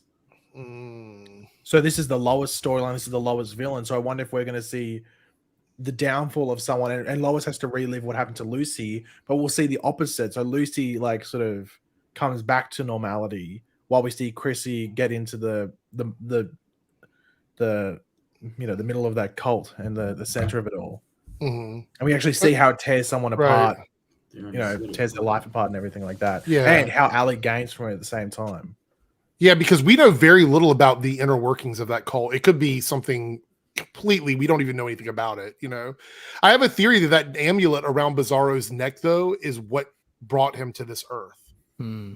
I think that's like a tether for him. and every time he gets close to Clark, because you see that magnetic pull, it's trying to either combine them or swap them. Well, I was Like send I Clark to I the rewatched the Bizarro episode, world. and I don't know if this was just some weird thing that was going on, but it seemed when Clark had his hand on him, his hand was turning a different color. Yeah, yeah. It looked like it was turning like gray or like, like it was like, I don't know, it was getting like sucked into shadows or something. Wasn't too sure what happened because you can only see it in like the corner of the screen, but it was definitely changing color, and it was due to that necklace thing. So I wonder if that's like an entry point into the Bizarro world or something like that. Yeah. And because him and like Bizarro is the Bizarro world version. God, of there's so Clark, many Superman. mysteries on this season. That's It's why just it so many reacted. things to make you think. So here Naruto says he's got a theory that he saw in a comment section from Chainsaw's YouTube. What if Bizarro is OG Earth 38 Superman? I don't think so. They confirmed that it isn't. And to further that, since Todd Helbing is crafting the story for the Superman tie-in comics or whatever, he already said he's going to explain where that Superman came from and what happened to him. Oh, okay. So he's got a different story then, completely. I'm guessing. Then okay, makes sense. So the next thing we want to talk about is someone in the comments said, "Is Allie's name in reference to Allison Mack from Smallville, Allie Alston?" That's just an unfortunate coincidence. What do we Parasite. Yeah, what did we think of What about this, Eric, though? What about guest star Alison Mack? Obviously, she gets a leave his pass from prison for a couple of days, and when she enters, they play Return of the Mac. Oh no. No. On TikTok today, a TikToker said, "Do you guys think it's a coincidence that Chrissy Beppo put on a blonde wig, works at a paper, and snuck into a cult ran by somebody named Allie? It's clearly a tie-in to Allison Mack because she looked just like Allison Mack with the blonde wig." I said, how many hoops did you jump through? Sean in the house. He was here with us on the after party last week. So good to see you in here hanging out. What do we think of this version of Lucy? I'm curious what everybody's thoughts are because I actually like the complexity of this version compared to season 1 of Supergirl. Do you? Okay. So much better than the Supergirl version. So much. Can you hear that, Ben? You're much better. So much better than the Supergirl version. I've always I don't want to say hate, that's a strong word, but whenever somebody is like, especially, and this isn't biased, so don't cancel me, but whenever they write a female character in a position of power, especially in the Arrowverse, they overdo it. Samandra Watson, General Kaylee Haley, whatever her name was from Supergirl, they always overdo it. And Lucy was the first prime example of that. It's like they write them to take their position way too seriously, and it's written annoyingly. So when they said this Lucy was going to be different, I loved it. Because in the comics and like in Smallville and stuff, Lucy was always the troubled version. She was always the troubled sister. So I'm like, okay, this is more, kind of comic accurate. What about you, buddy? You said you like this version better? Yeah, I really, I can barely remember Supergirl season 1 like at all. So this was good. Sorry, Ben, but yeah, I like this version a lot. Oh, look at Ben! Look at Ben's face. He is angry right now. Ben, tell us your thoughts on this version of Lucy. Yeah, I mean, I've said it so many times by this point, but for me, because obviously I had some sort of attachment to Lucy because I watched season 1 quite a lot. I mean, I even just watched it recently again. Okay, it's good. All right. Yeah, for me, I don't know. It just comes across as I can't believe in it. Because I've seen this past version, there's something where it's it's in the Arrowverse, but we're going to completely retcon this character, the biggest 180 you can think of. In Supergirl, she was kind of DO agent. She was badass. She had some links to Lois and her dad and stuff. But here, she's had a pretty terrible life, and I don't know. It's just for me, like all of this drama that they've injected feels a bit forced. Obviously, that's because of my connection to Supergirl, so maybe that's my own fault. Right. Maybe the character is actually good. Because Lucy had a big impact on you in that first season, right? Like you felt connected to her character. And that's like a character that, like, for years, everyone who likes Supergirl was like, "When's Lucy coming back?" Like, people liked her, and she won so many awards for that portrayal. I don't know. So are you fucking with America? But I have to say, did they mention what her job was? No, I don't think so.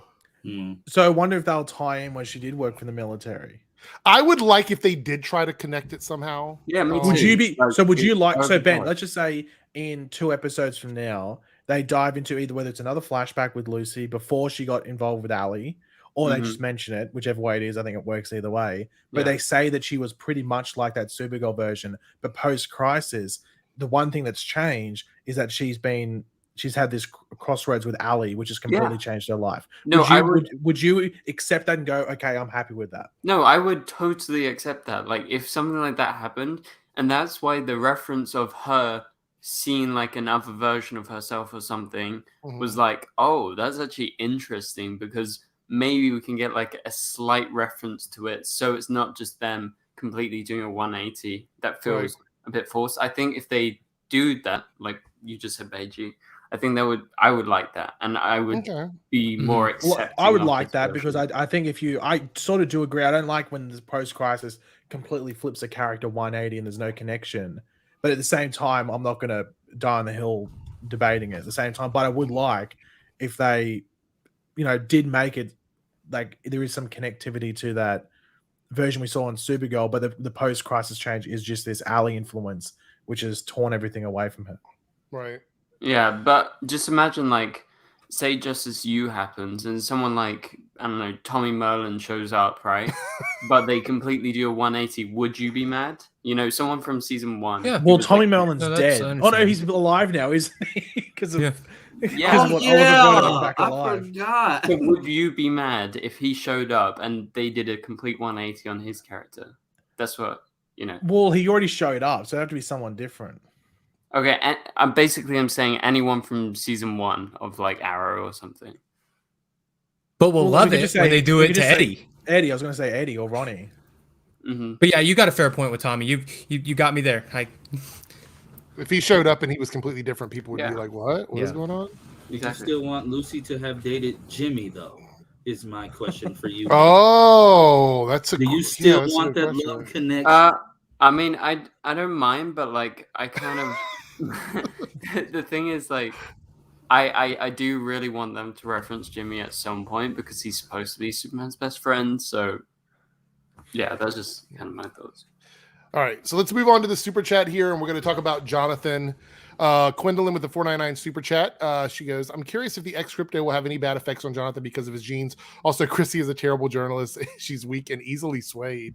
Well, I'm not going to say you're wrong about that. Chrissy's not only a terrible journalist, but her disguise skills are not very good. I mean, oh my god, she just put on like the worst wig ever, and she was like, wig. "Let's go in undercover journalist." She looked exactly the same with a different hair color. Like, I was shocked that they. You are not Superman and Supergirl. You can't just put on a pair of glasses. And also, you know that Ali has looked into Lois so much and probably has looked at her recent stuff and knows it's connected to Chrissy. Well, here's the thing. Chrissy even said to Lois, part of the reason she was mad at Lois is she's like, once they take you down, they're coming after me next, which means she already knew she was a target, which is why she was trying to disguise herself.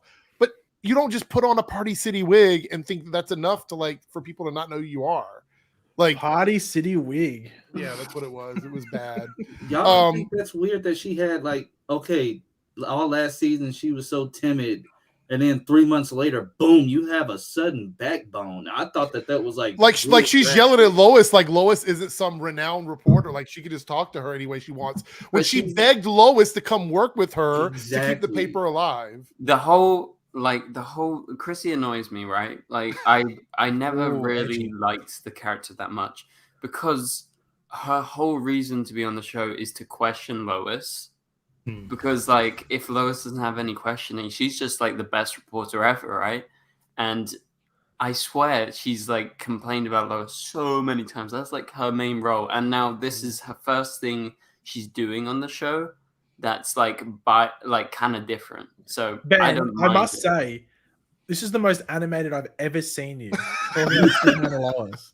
It's like you took some Adderall or I don't know 7 Yeah, Red Bulls. it's the Supergirl stuff. Like I don't know. just You even did animated. it. You even did a dance. I've never seen that before.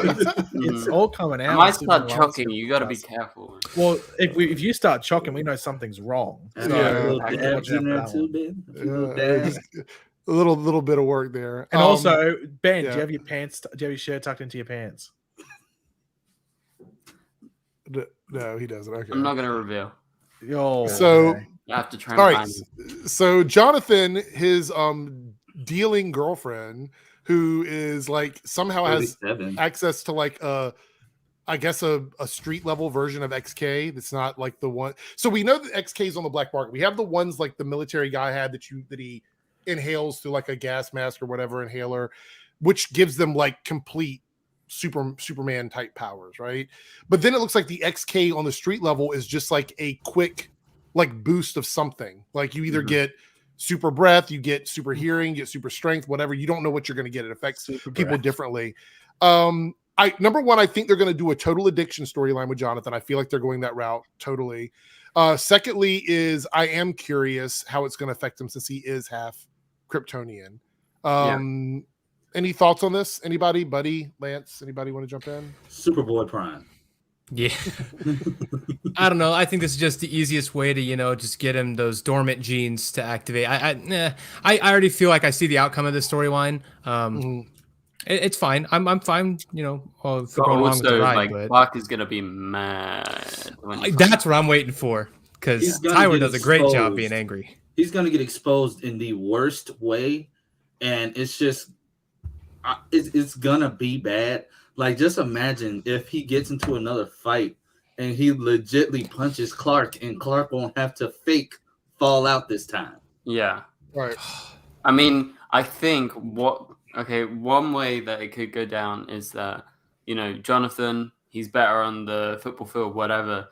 Jordan starts to realize, Jordan finds out. I think Jordan's going to find out first. And then somehow Clark is going to be like, oh, wait, why is he so good right now? Jordan's gonna find out in the next episode when they're in the barn, because Yeah. in the preview punch. he punches Jordan, and Jordan looks up like, where did that come from? Like, Yeah, exactly. Yeah. Fight Club yokel style or something like that. I will Sam's say this gonna though. find out and snitch. Sam's gonna But tell. my thing is that so we have this season is going to be messy. I'm just saying, not messy as in terms of the writing, but like everything that people are doing, because you have Jonathan with this addiction storyline with XK, then you have Jordan who is going to work with his grandfather because he doesn't know to look out for cameras when he's using his powers. So he's got to work with his grandfather, and he's going to keep that from his family. And his grandfather says to keep it from the family, which screams like this is something that kids know better now. Like you don't let an adult tell you, we're not going to tell your parents. That sounds awful. And on top of that, it's the fact that it's a military person giving him training, which means he probably still has ties to Anderson and the government, even though he's retired, which means what if Jordan ends up being a part of the Supermen of America program or the Super Kids program? Yeah. This sounds bad to me no matter what way this goes. It's going to be bad no matter what. Drama. About Jordan's how is Jordan going to disguise himself? I mean, just think that hair. People are gonna look up and just be like, "I know that kid." Yeah, Probably wear like a hoodie or something like that. I gotta just imagine like a hoodie. I just thought about this. The Supermen of no. America didn't even wear masks. They were running Exactly. around without masks on. It's because they're soldiers. They had And also their- they were going to sort of like areas. I don't think they were really going to like. I don't know public areas. that bunker with the juiced up guy or whatever. I can't remember his name. What was his name? Yeah, but I think it's more like those people got saved, so they're probably going like, "Hey, Yeah. mind not telling?" However, I will say I called it out a couple weeks ago. I knew for a fact that Doomsday at that point was going to kill off some of the characters from that. Yeah, I from called the kids that. team, so. I didn't They expect didn't have that. lines. You didn't expect it, Ben? Really? Then they I thought it didn't was have the only one in lines the for the world. first 3 episodes. No, They yeah, didn't yeah. have It was any weird that lines. they didn't have I was like, lines. oh, But they're like, expendable. I was like, the only I lines don't they know, had it's is just we're weird the that they Superman cast of them. America.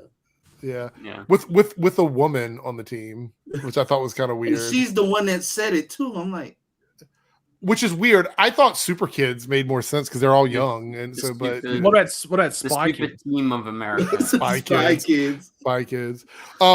So it seems like to me, Tag is going to go back. He has the amulet now because he faced off with Superman, and Tag was able to get the amulet and run it back.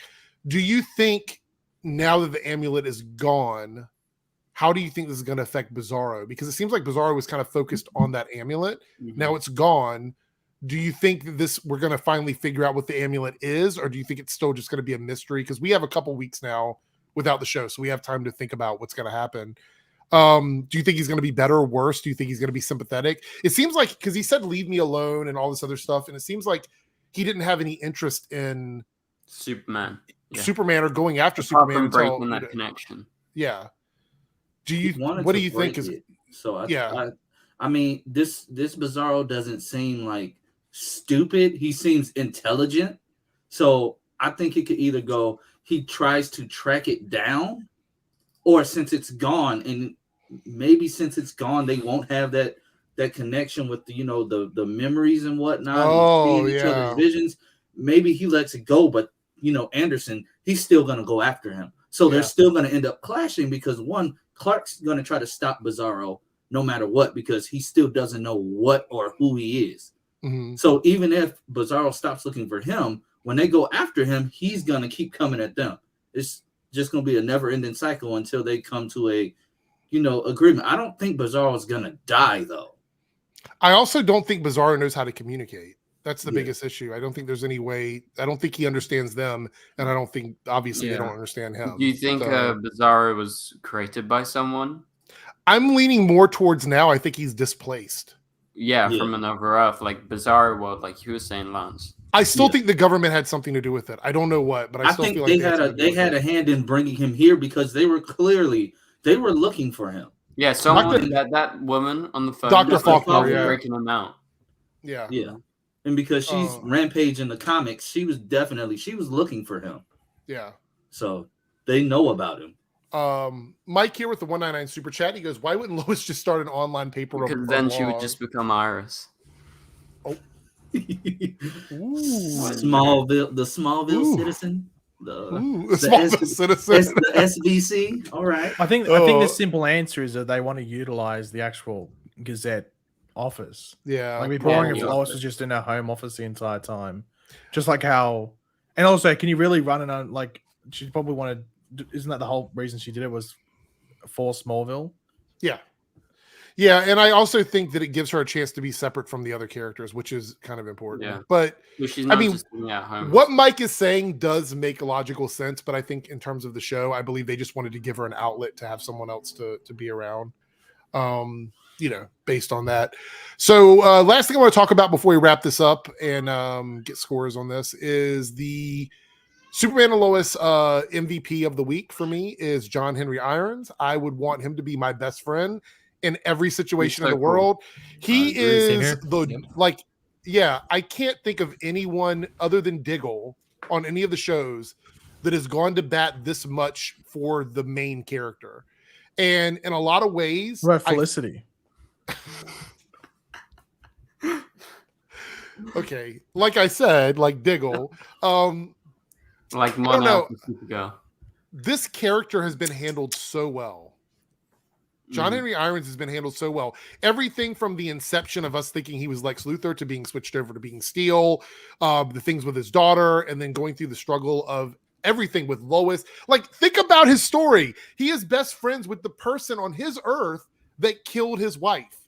And now he is with his wife, the version of his And he wife on this resists Earth. any kind of feelings. He's like Right. fucking. He's the greatest character on the show. Yeah. I love him so much. I mean, just think about that. Because How do you even process that? How do you even process that? And he's That is- doing anything he can to save Superman. Exactly. He doesn't even blink. It's like the hammer. I don't care if I got the glove on. I'll break my hand. I don't care. You know, the suit's damaged. I don't care. I'm going to save my boy. Like, I don't know how any other human being could ever be like that. I feel like the jealousy, your emotions, It's like would just John come Diggle through. But Green Arrow, yeah. yeah, it doesn't care. He's doing his thing. I love John Henry. He's great. Natalie is definitely going to give him the comic accurate suit too, because Yeah. I don't think it's strange that the face was busted out.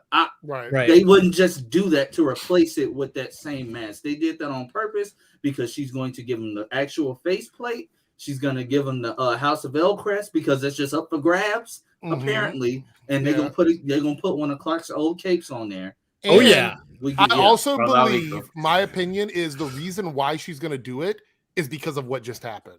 Yep. She wants to make sure he's protected, and she's going to build a suit that's going to be even more powerful than the one he's already got. Won't have to rely on that power issue. Yeah, all the time. Truly, that Maybe it's hammer's solar ridiculous. That So he's hammer, powered like the sun, like Superman. yeah. Exactly, Deji. Yeah. I have to say this though, watching him use that hammer is like, I love it. Every time I see him like slam, like obviously it works against Bizarro and it just nails him. And I'm like, all right, here we go. Love this character. When he caught it without the gauntlet, though, I said that's gotta hurt because you could tell with the recoil. And Yes. I said that's. Oh, if this was on another show, that attention to detail would not be there. Exactly. Not be Exactly. Please do not do this show. Please do not do this. I don't think they're. I don't think they're going to do that. Todd learned his lesson on Flash. Yeah, this would not read well for John's character. Like not at all. So this is how to kill the best character without killing the best character. Literally. Yeah, pretty much. All right, so everybody in the chat, give your score 1 to 10 of Superman and Lois. What did you think of it? I'm really enjoying the show. I think this is one of the best superhero shows. I definitely think it's as far as Superman portrayals. I mean, if they did something like this in the movies, it would have been amazing. I mean, this is really good stuff. Wow. And I'm so glad we had a chance. Is that to another see it. Snyder Cultist shot? Maybe it was. I don't know. Canada gave it a 6.5. Canada gave it a 6.5. Maltor gave it a 6. Wow. Well, they're automatic L's of scores. I'm sure Ben's going to give it like a 6, right? Because no. Even though I have strong opinions about the stuff they're doing, right? About, the retcons and everything, I have to say, like I said to Eric before, it's still at that same quality, has not dipped, even though I do have some nitpicks, but at the end of the day, they are personal nitpicks because of Supergirl, mainly. Right. So I wouldn't really fault it that much. But yeah, so it's probably like a 8.5, 9 out of 10. Ben, can I ask, what are the exposed cords behind you? What do they lead to or lead from? It's actually a projector. So yeah. Casablanca. Oh. Yeah. I'm assuming it's not a 4K projector, otherwise you'd be flexing because those cost quite a lot. It is a 1080p projector because 4K they're expensive. I didn't mention this when we talked about the show, but how about Kyle cheating on Lana? That bar with scene the was bartender? sus. It was just like I don't know. That's another thing. It's like there's so many stories in that family right now. I was like, this runs in the family. That's why it runs in the family. Yeah, and then now Kyle, and then Lana, and then it's like. and we saw Sophie again this week for a second. Which, by the way, say, I like no offense, she is the worst child actor I've ever seen. Also, I think it's clear that I guess they never really planned or you'd go into the role, but she doesn't get enough time on screen to act. But last episode or episode 2, she was clearly reading her lines off a card in the scene. Go watch it. It wasn't last episode; it was the episode before, I think, or episode 2. Episode 2. She's holding a card, and I think she's meant to pretend to fold. I'm 99.7% sure she's reading her lines off the card, and then and then they cut away, and the cards are gone. I want to point out the shade in the synopsis because it says that it goes Sarah, Kyle, and Lana go out for a family dinner, and it doesn't even mention her sister in the synopsis. It's just the shade to that character is just wrong. All right, so I'm going to throw this up for everybody, throw this concept out, see if anybody wants to stick around. I want to talk about Batwoman and Peacemaker, but we are at the 1 hour and a half mark, and I know that's usually where we end. Ben's probably going to head out because he's not watched any of those. Does anybody want to stay and at least give another 15 minutes to talk about these other shows or no? If it's about like 15 minutes, yeah, I could stick around for that. I thought the show went for 2 hours anyway. No, usually I try to end it on the hour now. So just the loser. So all right. So what about you, Lance? Do you want to give another 15 minutes or no? Yeah, I'm cool. Okay. Glenn with one eye super chat, is Sarah going to not be on a store? Oh no! Oh Jesus! Oh she no! has to. She's God. The other girl wasn't, was she? Oh no! Oh, I just read it. No, I don't know about that. Why did you even put that in the universe, Mike? I'm just saying. That doesn't even make sense. It What? So did doesn't, Lana man. just go, "Oh, my daughter it's appeared. I Clark didn't give birth to Gable. her." Wow. Like how that would doesn't even that- make any sense. I don't know. But it's just the idea of it. I can't. They've done stuff on these shows that don't make sense. So I'm not But even going to try. that doesn't make like it just doesn't make any sort of actual sense. Yeah. What did Lana just goes? Oh, a baby. Where did that come from? I didn't get pregnant. I just sat on the toilet. Multi-topic talk. I don't see where. Let me go dig into the background here and find this. All right, guys. So, I'm yeah. gonna peace out on that. Yeah, note. thanks for on stopping in, Ben. Great, And when's your next Supergirl video coming out? In the next few days. So stay tuned. Yeah. Rants. I can't wait. Good If talking you with you, wanna Ben. watch, Thank you. I can't wait to read the description of it, man. I love them. Okay, I'll see you guys later. Yeah, talk to you there. Yeah. Okay, multi-topic talk. I'm going to read it now. I see it on the back end here. It says, just showing support is $5 super chat. Happy to see Paigey. Chrissy may play with cult leader to trick her and expose her. Any thoughts on my theory? No, I think Chrissy's all in on that. Yeah. I don't think she's trying to trick her. She feels burned by Lois, and they made that very clear in the episode. Because all of that happened when it was just her and Lois together. If that would have happened in front of other people, making it look like she was not getting along with Lois, I would have thought maybe she's playing it up for Allie, but it happened when it was just the two of them. So any thoughts on that? You think she's pretending or not? No, she is. She's doing a little bit too much. Like she's Yeah. doing a good job of convincing. So Yeah. I think it's legit, because why would you just call Allie back like, I need to know more about what Lois said? And she now has Allie's number, which means they talked even more than what we saw off camera there. All right, so let's talk about Peacemaker. We're going to throw an extra like 15 minutes ish on to get through this. Peacemaker, spoilers incoming. Episode 6. I believe this is the penultimate episode, right? Is it next No, week? Finale? next week is the penultimate. Yes. Okay, so we have 2 more episodes. Okay. Yep. Myrn after reading, and we had the cliffhanger from last week with Addie being attacked by Myrn, and that really like sets up basically the rest of the episode, because Harcourt knows about this, Econo knows, and Myrn is supposedly a good butterfly. What did you guys think about this reveal? Was it good, bad? Did you expect it? I didn't expect it. It totally surprised me. I knew he was a good one, but I didn't know that everybody else already knew. That's what caught me off guard, because when Harcourt showed up, I'm like, wait, he just telling them all freely like this? Like he trusts them that much? Right. Like he I didn't kinda seem thought- like that trustworthy of a person. Like Right. I thought Harcourt, when she showed up, I thought she was a butterfly too. I thought we were going to find out everyone is, and that's why Peacemaker never knew anything. It's because they all were. But Right. Canada Graphs here with a $5 super chat. If a butterfly took you over, how was your first attempt at a smile look? Which, by the way, that was creepy at the end. Can we just say I didn't expect when the butterfly comes, just imagine if what Economos and Peacemaker were talking about last week with them going up the butts. Imagine how that would look. Imagine how painful that would be if they're going in the mouth was like. did we not get any? I feel like James Gunn would be the guy that just show that in the police precinct, just everybody getting it up the butt instead. I'm kind of surprised. Well, you know what it reminded me of? In like Bruce Almighty, when the monkey goes up the guy's ass. It might be like that. And is everyone... Tomorrow, Adriel. It's already out for Team Eric members. It'll be out tomorrow for everybody else. Thank you for asking. So very violent scenes with the butterflies. We got to see. So we're gonna skip through the episode here, just talk about this. But we got to see. What was it? Sophie is the detective's name. Mm-hmm. She went looking for, because obviously they revealed that his father was innocent, let him out of jail. They go looking for Peacemaker and Vigilante and Peacemaker, which, by the way, great bromance between the two of them. I actually think if that didn't work, the show would probably have an issue, but they are so funny together. Vigilante is like, he's what dumb characters on sitcoms should be.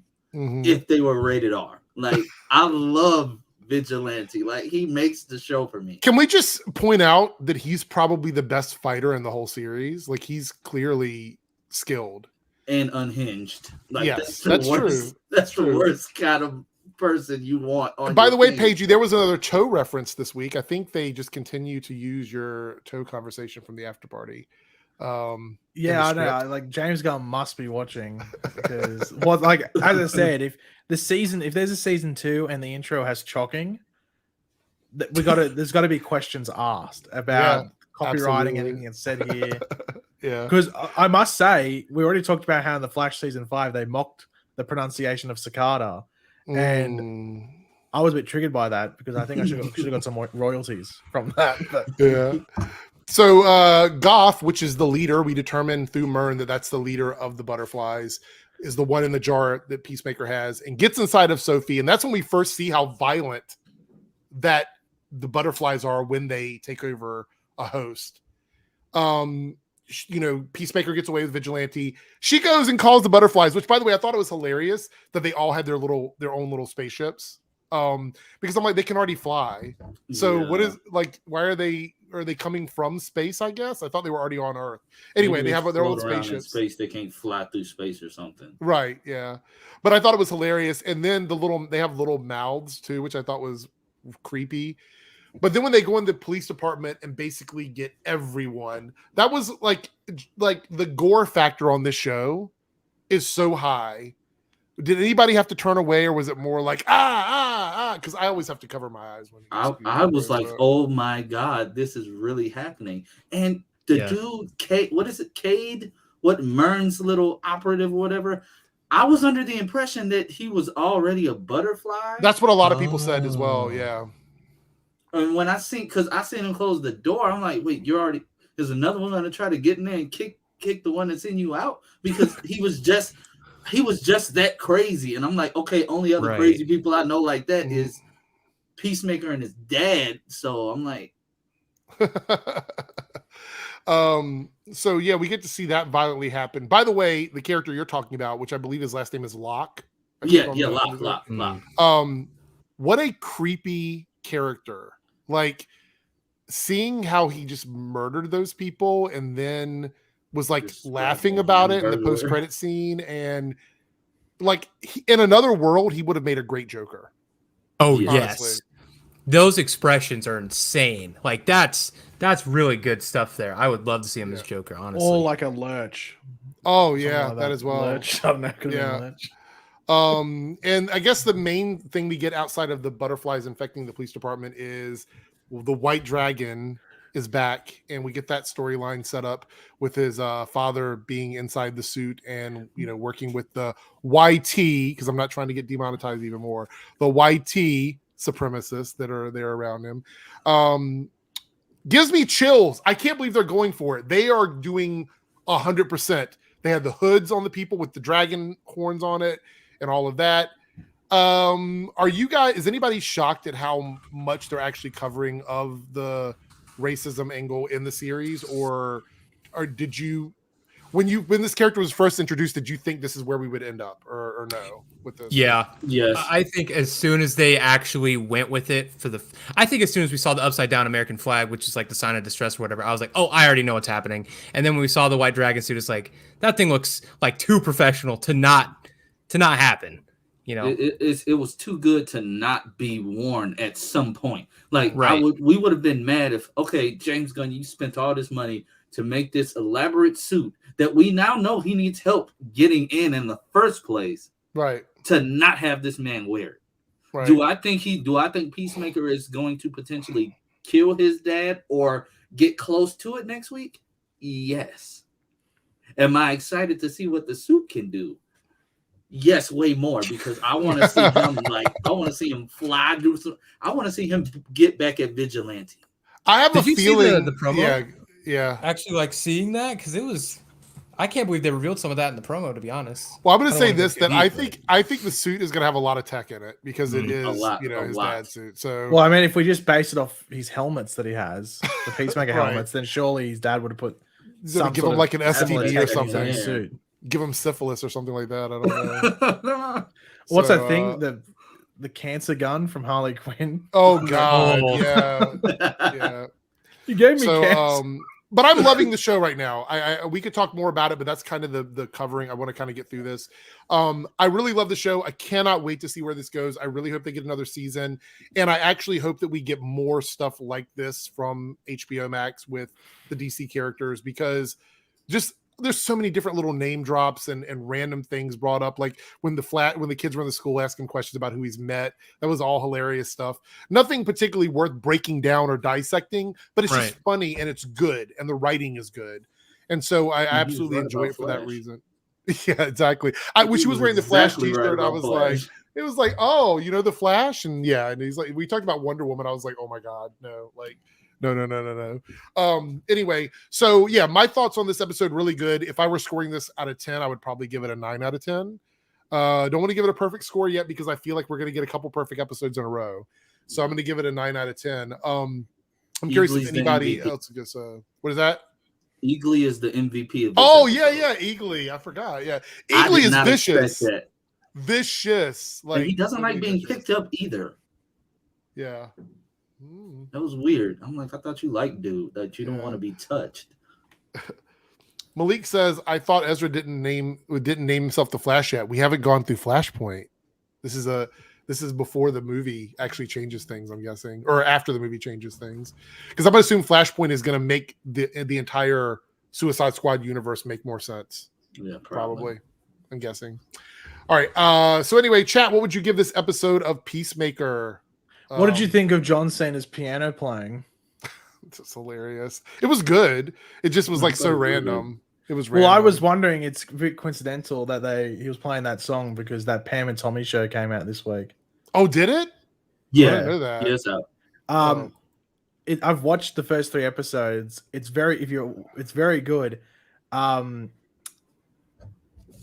The penis caught me off guard in more ways than one. What service is it on for America, Lance? It'd be on Hulu for you. It's on Disney Plus for me, which is weird. You have to click Disney Plus to watch it, but it's on Hulu in America. Okay. All right. So we're going to dedicate about 7 minutes to timer here. 7 minutes to Batwoman, and then we're going to wrap everything up. I'm going to go through this very quickly because I didn't do a review. This was one of my least favorite episodes of the season, honestly. And I had a lot of issues with some of the stuff that happened. First of all, how did Marcus recover so quickly from the serum that dehydrated him? He's not a metahuman. I mean, I just don't understand. It made sense with Poison Ivy. It doesn't make sense with him. It's the but the joy buzzer. Arkham. But the joy buzzer in the water. Well, yeah. It's the water from Arkham. It has something in it. I guess. Well, there's always something in the water. A couple things about Marcus. Number one, he was dehydrated, being kept alive in a facility that was not being watched by anybody for weeks. So that doesn't even make any sense. But it's just so many other issues with that storyline that didn't make a lot of sense to me. On top of that, if he did wake up from the serum, say, for example, he woke up with no side effects, right? Did anybody question where he was? Like, he was the new CEO of Wayne Enterprises. He was gone for weeks. Nobody knew where he was. I did not think of that. I did not think about that. I didn't think about it either. Shows back up and then proceeds to buy Arkham. It just, what? Like, he was gone, like nothing. There was no announcement that he was missing. It would have been all over the news. New CEO of Wayne Enterprises missing, 3 weeks. Nobody knows where he is. This is Gotham. If you go missing for a day, somebody's wondering where you are. Like, 99% of the times you're dead. in Gotham. but they never Yeah, addressed that. Yeah. That was a big problem for me. Victor Zsasz comes back this week, which I thought was really good. I enjoy this version. I like the one on Gotham, but I like this one as well. And I think he did a pretty good job. I actually liked him better this time than I did last time. Any thoughts on Victor Zsasz? I feel like his like actual comedic timing, because like that's who he is. He's like very comedic. Was like much better than last time. I thought he was good. I really liked that. But this was just great. I didn't mind him at all. I really like the actor too. I think he's just really good at what he's doing. He was only missing one thing for me, What's that? and this is gonna trigger Paigey. He didn't pull out the RPG. Yeah, you're right. Never mind. I take back everything I just said. Paigey's just along for the ride. He probably didn't even watch this week's. No, I think the last episode of Batwoman I watched was episode 3 or 4. Yeah. I'll I watch will give it eventually, but- the best part of this episode for me was the scenes between Jada and Ryan. Yeah, we They were the finally best got parts of the some episode. answers. Some answers. We and it found made out- me feel better. Yeah, we know now how Ryan's life sort of happened, why Jada did it. She regrets it. All of that makes sense to me, and those scenes were really good together. I thought they were great. Have no issues with that whatsoever. All right, so the next issue I have with the episode, though, other than the Marcus stuff, is so we have the toy maker this week, who's introduced as Joker's like tech woman, like she makes all of Joker stuff, who is hiding out under an alias now and is pretending not to be a villain anymore. Somehow she's also working for Marcus, right? She is the person that built all the Joker tech. Marcus could provide her with everything she needs to build any of the Joker weapons that were previously made. So why on earth did he care if she found something that Joker had before when she's the one that made it? She could have just made it. They have access to Wayne Enterprises. They have access to anything you could possibly want. Why did he care if she could find an old buzzer from 20 years ago? She could just rebuild it. How So did why he did he know they care? were gonna go find her? Exactly. That's the other thing. So the premise was Marcus sent Victor to go put a hit out on Jada. But the stipulation on that was that Batwoman would show up, right? Right. Marcus doesn't know who's working with like every single person that's working with Batwoman. But somehow he also planned out to the minute that the toy maker switch would happen, and that would happen with Mary and Alice, and that it would happen at the time for Batwoman to show up at that exact moment.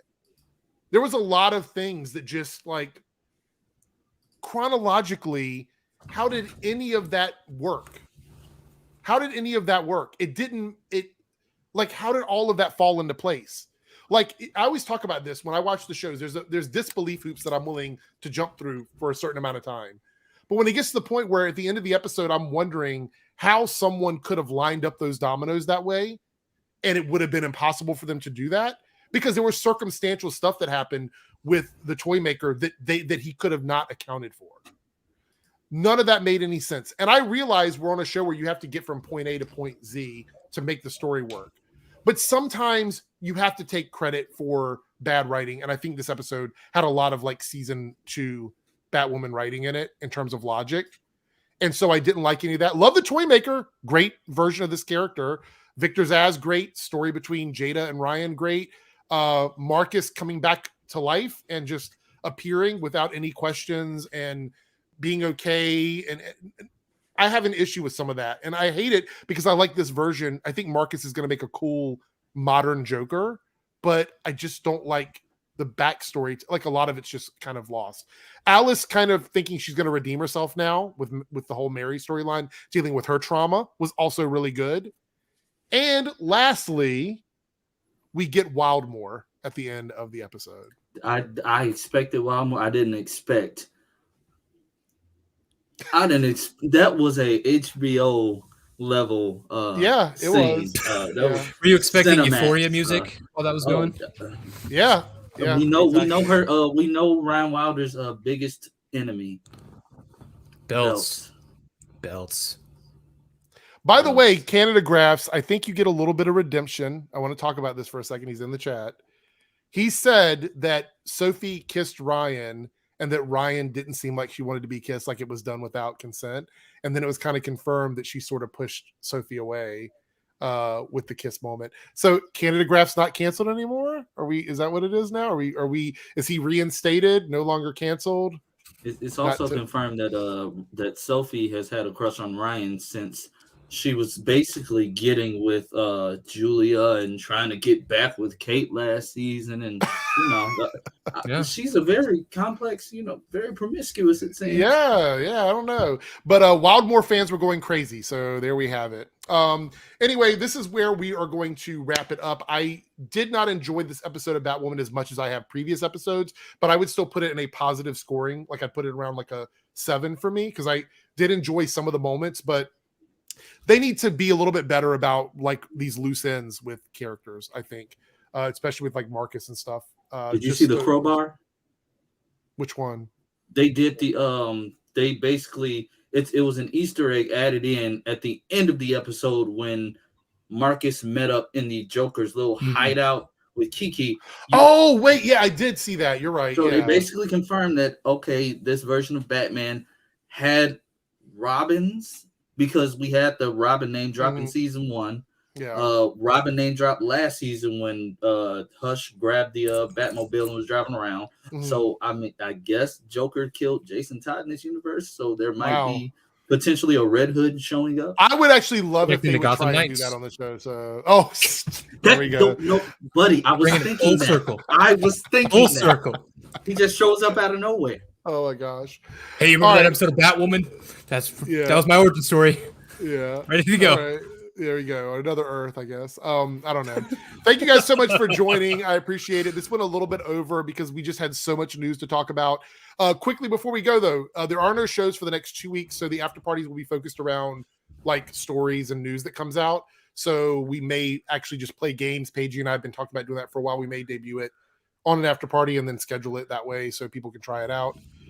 Paige, are you ready for some cahoots? Are you ready? Are you ready to handle it? And people with troll names coming in. I can already see Ligma Balls or something. No. Being like the third man or something. Yeah. Mike Anyway, Crotch. don't even you're giving them ideas now. Lance, once again, Geek Drums here, Geek Information.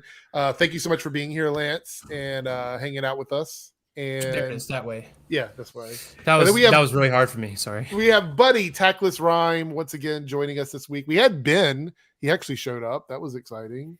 So, and then Paigey, Ben got pink eye from War Stew. So I read it out loud because I think it needs to be burned into reality there. So anyway, we're out of here. Thank everybody for hanging out. And, look out. We're going to have another members only chat probably next week sometime. And that's pretty much it.